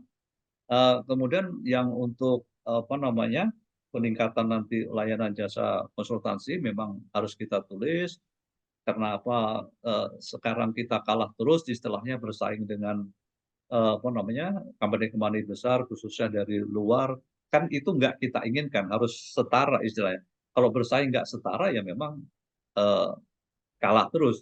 Nah untuk menuju kesetaraan itu kita harus menguasai itu baik dalam penyusunan usteknya, ya saya udah diskusi dengan Nodi, methodological approach harus menyertakan hal-hal yang memang future technology seperti ini, terus kemudian kerangka berpikirnya segala macam itu harus sudah sistematik yang dibantu. Ini kan sifatnya membantu. Seperti dulu kita waktu masih anak-anak menggunakan kalkulator aja udah satu teknologi yang ini. Tetapi ini sudah harus daily activity harus menggunakan itu gitu. Gitu sih saran saya. Nanti memang Pak Irwan, Pak Nodi dan Bu Nikmah kita harus ketemu lagi dan kita harus lebih intens. Jadi ini prelim, tapi prelim ini harus diformalkan menjadi suatu kegiatan yang memang bernilai, ya, yang diregistrasi dan kita membuat serial sampai ke workshop dan pelatihan dan sebagainya. Itu sih. Terima kasih. Ye. Assalamualaikum warahmatullahi wabarakatuh. Waalaikumsalam warahmatullahi. Terima kasih Pak Satu lagi Sekjen. tadi Ye. menyinggung LSP, memang nanti bukan hanya BIM-nya Pak, mungkin metodologinya harus masuk di dalam MUK-nya. Materi uji kompetensinya itu harus sudah mengadopsi teknologi-teknologi seperti ini gitu. Ya. Oke, makasih. Ya, terima kasih Pak Sekjen. Banyak sekali masukan. Ini sangat bagus sekali ya masukan beliau. Oke, kami persilahkan mungkin dari teman-teman yang lain. Silahkan untuk langsung raise hand atau berinteraksi langsung. Kalau tidak ada satu pertanyaan saya Pak untuk Bu Nikma ya. Tadi Bu Nikma tadi disampaikan Pak Noldi juga. Bagaimana terkait dengan untuk apa namanya dari Supermap khususnya ini terkait dengan kolaborasi terkait dengan data-data yang di luar ini ya, di luar Supermap. Ini apakah ada API khusus sehingga nanti bisa data-data itu bisa terkoneksi, bisa berinteraksi dengan aplikasi-aplikasi lain yang saya kira satu environment lah di dalam bidang ini. Monggo Bu Nikma. Ya, baik Pak, terima kasih. Diingatkan, saya tadi lupa menjawab yang ini. Ya, betul. Jadi kalau di Supermap sendiri Pak, sebenarnya kalau kita bicara format data dulu ya, format data yang bisa kita baca tuh sangat banyak. Khususnya mungkin data geospasial ya, itu sangat banyak sekali. Mulai dari tadi ya mungkin data foto, data TLS, data leader, segala macam data scanning itu bisa kami baca dan bisa kami masukkan dalam sebuah satu environment database seperti itu. Nah, khususnya untuk konstruksi itu kami juga bisa langsung membaca data-data dari Revit, kemudian Autodesk, CATIA, IFC, Bentley, Dassault System. Jadi sebenarnya kami sudah cukup comply ya untuk data interoperability-nya Pak, seperti itu. Dan tidak perlu pakai API sebenarnya kalau memang itu bahkan datanya data yang sudah jadi family. Langsung bisa saling ambil. Ya betul, itu bisa langsung kita baca. Nah justru nanti setelah masuk ke Supermap, itu malah datanya bisa kita jadikan di sebuah dashboard. Nah, jadi kalau misalnya sekarang kan memang ada ini ya ketentuan juga dari PUPR kalau tidak salah, kalau seluruh konstruksi company itu harus menyerahkan progresnya menggunakan dashboard seperti itu. Nah, itu juga menjadi sebuah keniscayaan tadi ya Pak ya. Jadi memang keharusan dari kementerian sekarang kalau dashboard itu menjadi sebuah progres bulanan atau mingguan saya lupa itu diharuskan di seluruh konstruksi. Nah, justru dengan menggunakan Supermap ini kita bisa menjadi penengah, Pak. Penengah dalam artian bagaimana mengkombinasikan atau kolaborasikan data-data yang tadi ya dari lapangan, biasanya kan ada banyak tuh data orto, data segala macam, dengan data BIM itu sendiri, dan juga data informasinya. Data informasinya itu contohnya ya data materialnya, atau mungkin data schedule-nya seperti itu, kemudian data-data progresnya, data terkait dengan apapun yang ada di dalam BIM itu sendiri. Nah, itu kita bisa integrasikan dan kemudian kita keluarkan di dalam sebuah dashboard sebagai ya itu untuk C-level ya sebenarnya. Jadi untuk sebuah pelaporan seperti itu. Seperti itu, Pak. Oke, sangat clear dan sangat jelas. Menarik, jelas ini. Tidak ada keraguan bagi teman-teman. Ya, insya Allah, Pak. Supermap ke office-nya di mana, Bu? Oh, kalau kami di Jakarta, Pak, memang di Tamrin. Oh, di Tamrin ya deket dong sama kita. Oh iya, deket banget. Iya. Di mana, Pak? Jakarta Pusat juga. Kita di Benhil. Oh iya, dekat sih, Pak. Itu tanggal selangkah apa namanya buka di Benhil Raya, mampir. Betul. Kalau nyari makanan ke Benhil sih, Pak. Iya, makanya. Ngabuburit sih. Betul. Nanti diatur lagi pertemuan Pak Noldi ya. Pak ya. Siap, saya tunggu Pak. Terima kasih. Silahkan teman-teman, ada yang mau berinteraksi terkait dengan apa yang disampaikan dari Bu Nikma, Pak Noldi tadi? Ya, sambil nunggu, saya juga sudah mempelajari. Tadi kan kita bisa melihat, saya melihat banyak di luar ya data yang ditampilkan ya. Tapi ketika kita ngerjakan proyek Pak, dalam sebuah proyek misalnya gedung 3 lantai atau 10 lantai, kadang-kadang kan kita ingin tahu progres di lantai ke-1 itu apa aja gitu ya Pak ya. Lantai 2 itu apa saja secara fotogrametri ya. Sekarang saya sudah temukan Pak, ternyata ada sekarang ini Pak aplikasi untuk itu. Jadi kita tinggal pakai helm proyek, kemudian kita pasang kamera yang 360 itu Pak. 360 kita muter aja di sini. Misalnya ini strukturnya, nanti dia langsung tertangkap terus tergambar 3 dimensi Pak. Sekarang sudah ada. Ya, dan sudah ada bisa diinstal Pak di HP. Nah, teknologi itu juga kan membantu sekali Iya, untuk sangat membantu. pengawasan Pak. Kalau kita ngawasi ngelihat satu-satu gini kan lama ya Pak ya. Tapi kalau itu dipasang di sini kita jalan aja, ngikuti jalan mana muter sampai habis. Nanti data itu dilihat di komputer, Iya. bisa kita lihat secara detail. Nanti di situ bisa diklik di tempat tertentu Pak. Nah itu juga hari ini sudah sampai sana Pak. Nah, itu Iya. tool yang sangat membantu, Pak ya. Iya, jadi sudah ada. Cuman problemnya kan tidak semua orang tahu itu satu. Nama aplikasinya apa, terus alatnya apa. Nah itu yang dibutuhkan sekarang memang kita harus rajin lagi belajar karena Oke. cepat ternyata Pak. Dia punya kemajuan itu larinya cepat sekali. Makanya saya selalu bilang sama teman saya gini ya, teknologi ini kok larinya terlalu cepat gitu loh. Ada Iya, Robodox kalau Trimble Pak, Robodox. Iya, kita jadi ketinggalan. Jadi saya aja baru tahu Pak itu ternyata ada teknologi itu. Hanya saya taruh di helm itu fotonya, kameranya. Terus saya jalan-jalan aja. Misalnya mau lihat kemajuan di lantai 1 sampai lantai 3, saya muter-muter semua. Nanti saya tinggal lihat lebih detail Pak. Bisa muncul gitu dan bisa dikonekkan dengan HP ya itu saya lihat. Wah, berarti kan udah canggih banget ya. Nah, seperti itu. Kalau tadi kan sudah ditampilkan sama beliau ya. Iya. Tapi secara saya lihat secara kawasan begitu. Tapi sekarang sudah ada yang detail dengan hanya butuh kamera. Source-nya kamera. Iya, 360 Pak. Kamera yang 360 yang harganya sekitar 5 sampai 7 juta Pak. Itu ngerekam sampai modelnya fotogrametri. Sudah IoT mungkin ya? Iya, sudah. Nah, itu kalau jadi pengawas sekarang menurut saya ya, kok repot ya moto-moto gini loh Pak. Sudah ada yang kelewatan berarti? Iya, pasti ada kelewat. Kalau itu tidak akan kelewatan. Terus kemudian ketika ada balok yang retak, kolom yang retak atau apa gitu kan ini bisa kita kombinkan dengan aplikasi yang lain sehingga bisa memberi analisa kan itu Pak. Iya. Nah, sekarang udah sampai sana. Jadi problem ketujuhnya nih Pak, kapan kita belajar itu gitu loh. Jangan cuman kita jadi obrolan begitu. Nah, ya. tadi yang mau saya tanyakan itu Pak. Kalau kita ini barangkali sebagai tenaga ahli konsultan atau badan usaha Iya, konsultan ya. jangan Nah, jadi. kira-kira kita kalau mau memulai itu dari mana ini kira-kira Pak Noldi?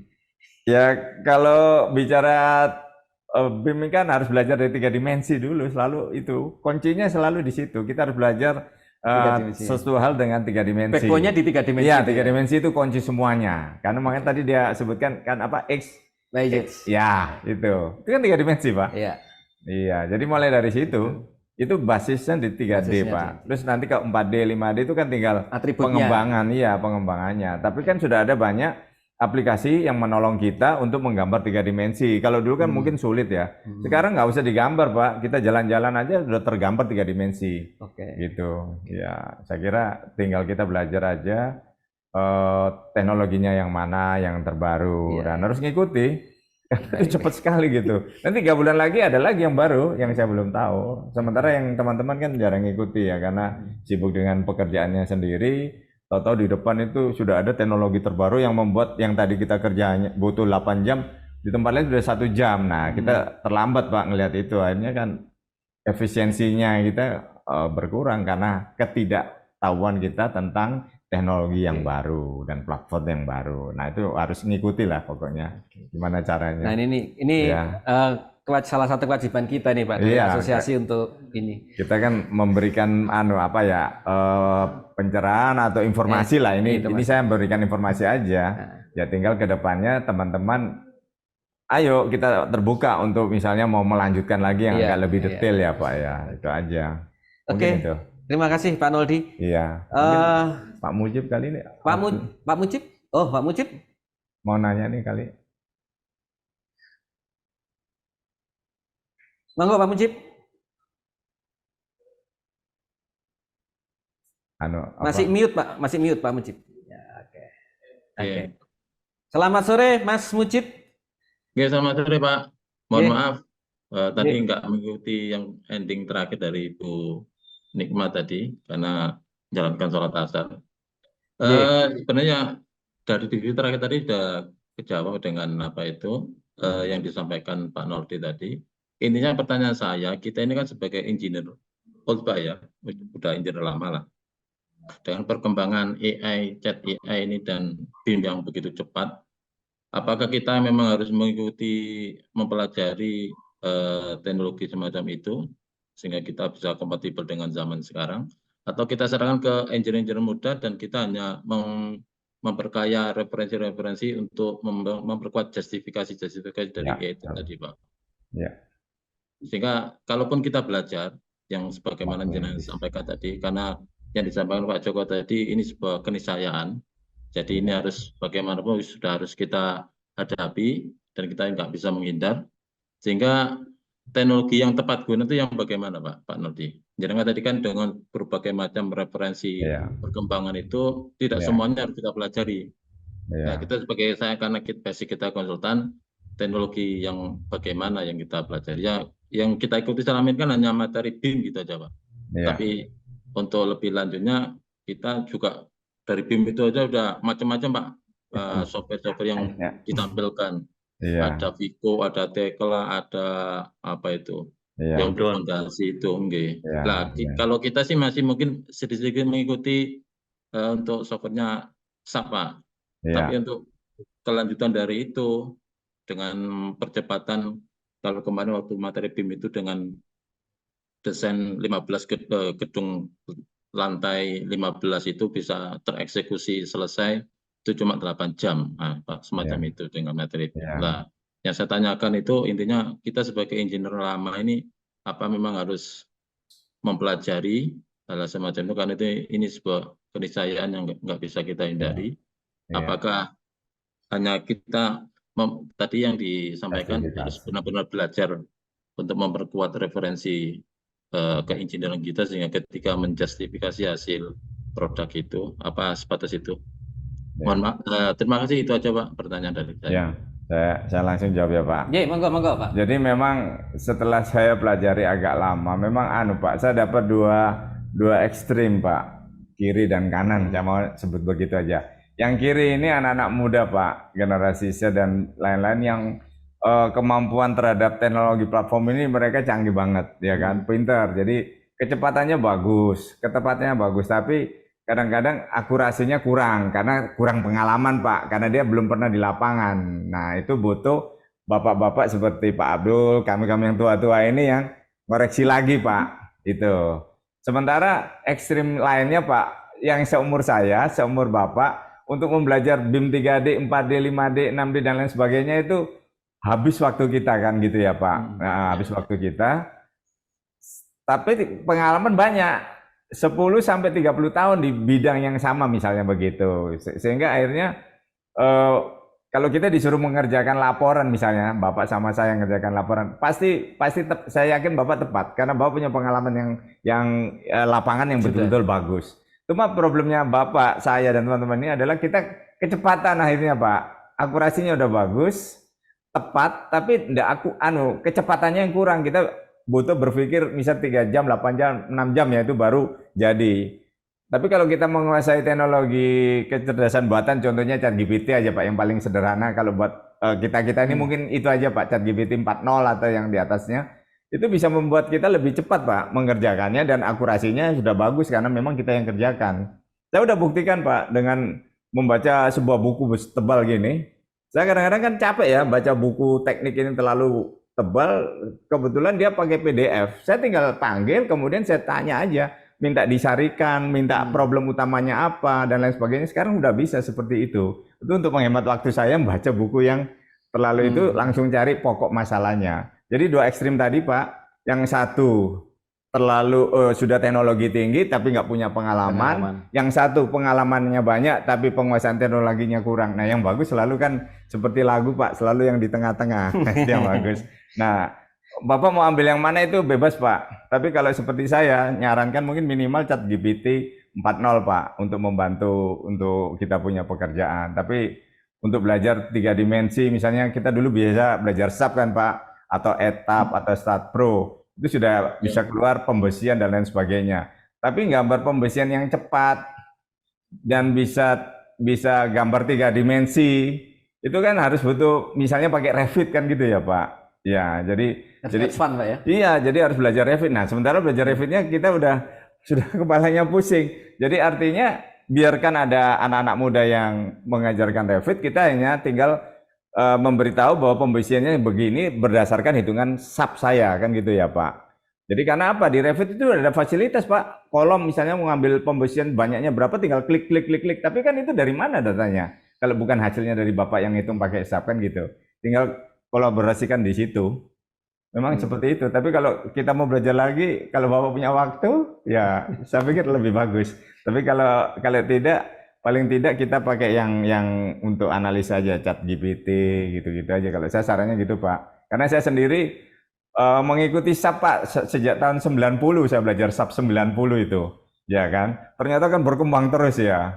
Berkembang terus, sekarang lari ke Revit, Revit struktur ada, khusus gambar pembersihan. Walaupun di aplikasi semacam SAP, Etap, Stat Pro itu sudah bisa gambar pembersihannya, tapi gambar pembersihannya kan gambar 2 dimensi kan, belum gambar dalam utuh kolom 3 dimensi yang muncul di situ kan, selama ini kan begitu. Nah itu harus dilarikan ke Revit.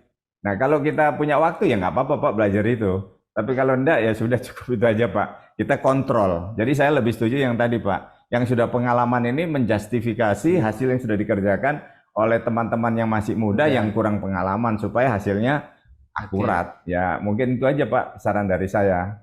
Iya. Terus apa tempat gunanya ya sesuai proyek kita gitu. Kalau Bapak itu proyeknya hanya proyek struktur, ya berarti sederhana Bapak hanya belajar itu sama Revit struktur misalnya kayak gitu aja Pak. Kalau mau sampai hitung anggarannya, ya Bapak belajar dari Glodon misalnya ya Pak, Kubikos gitu. Karena dia kalau gedung kan dia menurut saya paling bagus Pak saat ini. Kalau untuk gedung ya, kalau di luar gedung dia masih belum bagus ya. Gitu aja Pak sementara ya. Saya pikir gitu ya Pak. Mungkin ada kurangnya, minta maaf Terima ya. kasih Pak Naldi, Ye, Irwan. ye, terima kasih Mas. Hanya saran aja Pak, dengan berbagai banyaknya software tadi, mungkin dari asosiasi, entah LSP atau Inkino itu membuat kodifikasi Pak, terkait software untuk gedung cukup ini aja, Ya, untuk ya SDA boleh, ini boleh. aja, gitu. Bisa Pak, bisa. Jika ada teman-teman yang ingin belajar itu sudah terarah nanti Pak. Iya, biar enggak terlalu banyak pilihan. Pilihannya Oke. terlalu banyak soalnya. Iya, Iya, ya. Siap-siap Pak, siap. Ya, terima kasih Pak Mujib ya. Tadi sampaikan Pak Noldi, memang ada gap ya kita ini Ya, antara generasi apa namanya itu Y, Z itu ya. Dan kita itu generasi-generasi. Beberapa. Kebetulan saya itu generasi antara menikmati masa model manual, kemudian antara. Iya. Jadi kita menikmati saja. Nah, memang kita kalau saya melihat ke depan, memang teman-teman yang bergerak dalam jasa konsultan harus berinvestasi pada anak-anak muda. Iya, betul Pak. Karena memang kewajiban kita juga menciptakan ini sih. Anak-anak muda. Anak muda itu lebih bisa ini. Iya, ya. saya kira lebih bagus itu Pak. Itu. Nah, mungkin yang lain? Itu ada Pak April. Pak April konsultan Jawa Timur yang domisilinya banyak di Jakarta. Monggo Pak April. Yang pekerjaannya banyak di ibu kota ini. Monggo Pak April. Iya Pak, terima kasih. Assalamualaikum warahmatullahi wabarakatuh. Waalaikumsalam. Waalaikumsalam warahmatullahi wabarakatuh. Dan bapak-bapak yang lain. Sangat inspiratif dan edukatif banget ya. Cuman problem kita kalau itu diterapkan itu banyak kawan-kawan pelaksana itu yang nggak bisa mengikuti. Jadi kawan-kawan pelaksana itu banyak sekali yang kita harus mengajarin Pak. Ya. Kita memang banyak gedung itu paling cuma 5 lantai, 6 lantai Pak. Di Jakarta itu. Ya. Mungkin Pak Sekjen ya, saya belum pernah ketemu Pak Sekjen di Jakarta ini. Ya harus ketemu. Ya, monggo harus ketemu. Harus ke Ben Hill Mas April. Harus ke Ben Hill. Ayo, harus ketemu Ya, bro monggo. di DKI. Monggo di DKI di boleh. sekitaran Bapak. Cuman kami mungkin anggota biasa nggak direken ya sama pejabat ya. Jadi gini Pak. Ini anggota kehormatan kok. Jadi gini. Jangan insecure gitu ya, Pak. Jadi gini, ini sangat inspiratif. Monggo Pak April, Mas April monggo. Cuman kita ini belum pernah ketemu ya sama kawan-kawan asosiasi yang masuk di situ. Cuman karena mungkin Pak Sekjen ini atau selalu APBN Pak ya, nggak pernah di itu ya Pak. Ya cok ngono. Ya dulu loan sering banyak juga Pak, ya, Sehingga APBN juga. Dulu malah spesialis loan saya. Proyek saya juga gede Pak. Sehingga ngapa Pak Ketua? Ini kita harus ada peningkatan tenaga ahli sebagai pengawas. Tapi pelaksana juga banyak yang nggak paham Pak. banyak sekali yang nggak paham. Iya. Ini problem kita ini yang sekarang yang kemarin katakan rame-rame PMK 109 dan sebagainya itu Pak, perpanjangan itu rata-rata seperti itu Pak. Jadi yang cowok cepet itu kenyataannya di lapangan banyak yang terlambat juga gitu Pak. Itu mungkin itu mungkin agak lebih. Suaranya putus-putus, Mas April. Ya, Terima kasih, suara Pak. hilang.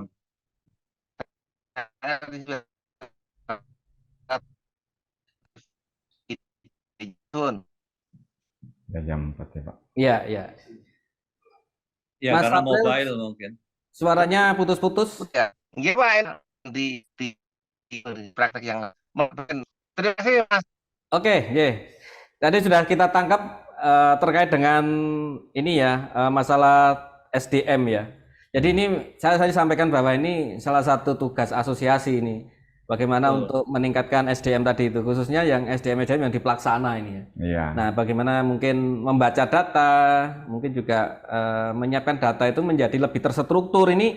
Saya kira dari tahap-tahap itu perlu disosialisasi secara Iya, ini. iya, Pak. Jadi yang barangkali dulu para pelaksana-pelaksana itu kan dulunya kan pekerjaannya seperti ini, dilakukan seperti Iya, ini terus. Iya. Padahal kita mau output yang sekarang itu berbeda, itu input Iya, yang berbeda. Nah, iya. ini Butuh waktu, jadi Pak. butuh waktu. Oke. Iya. Oke, terima kasih.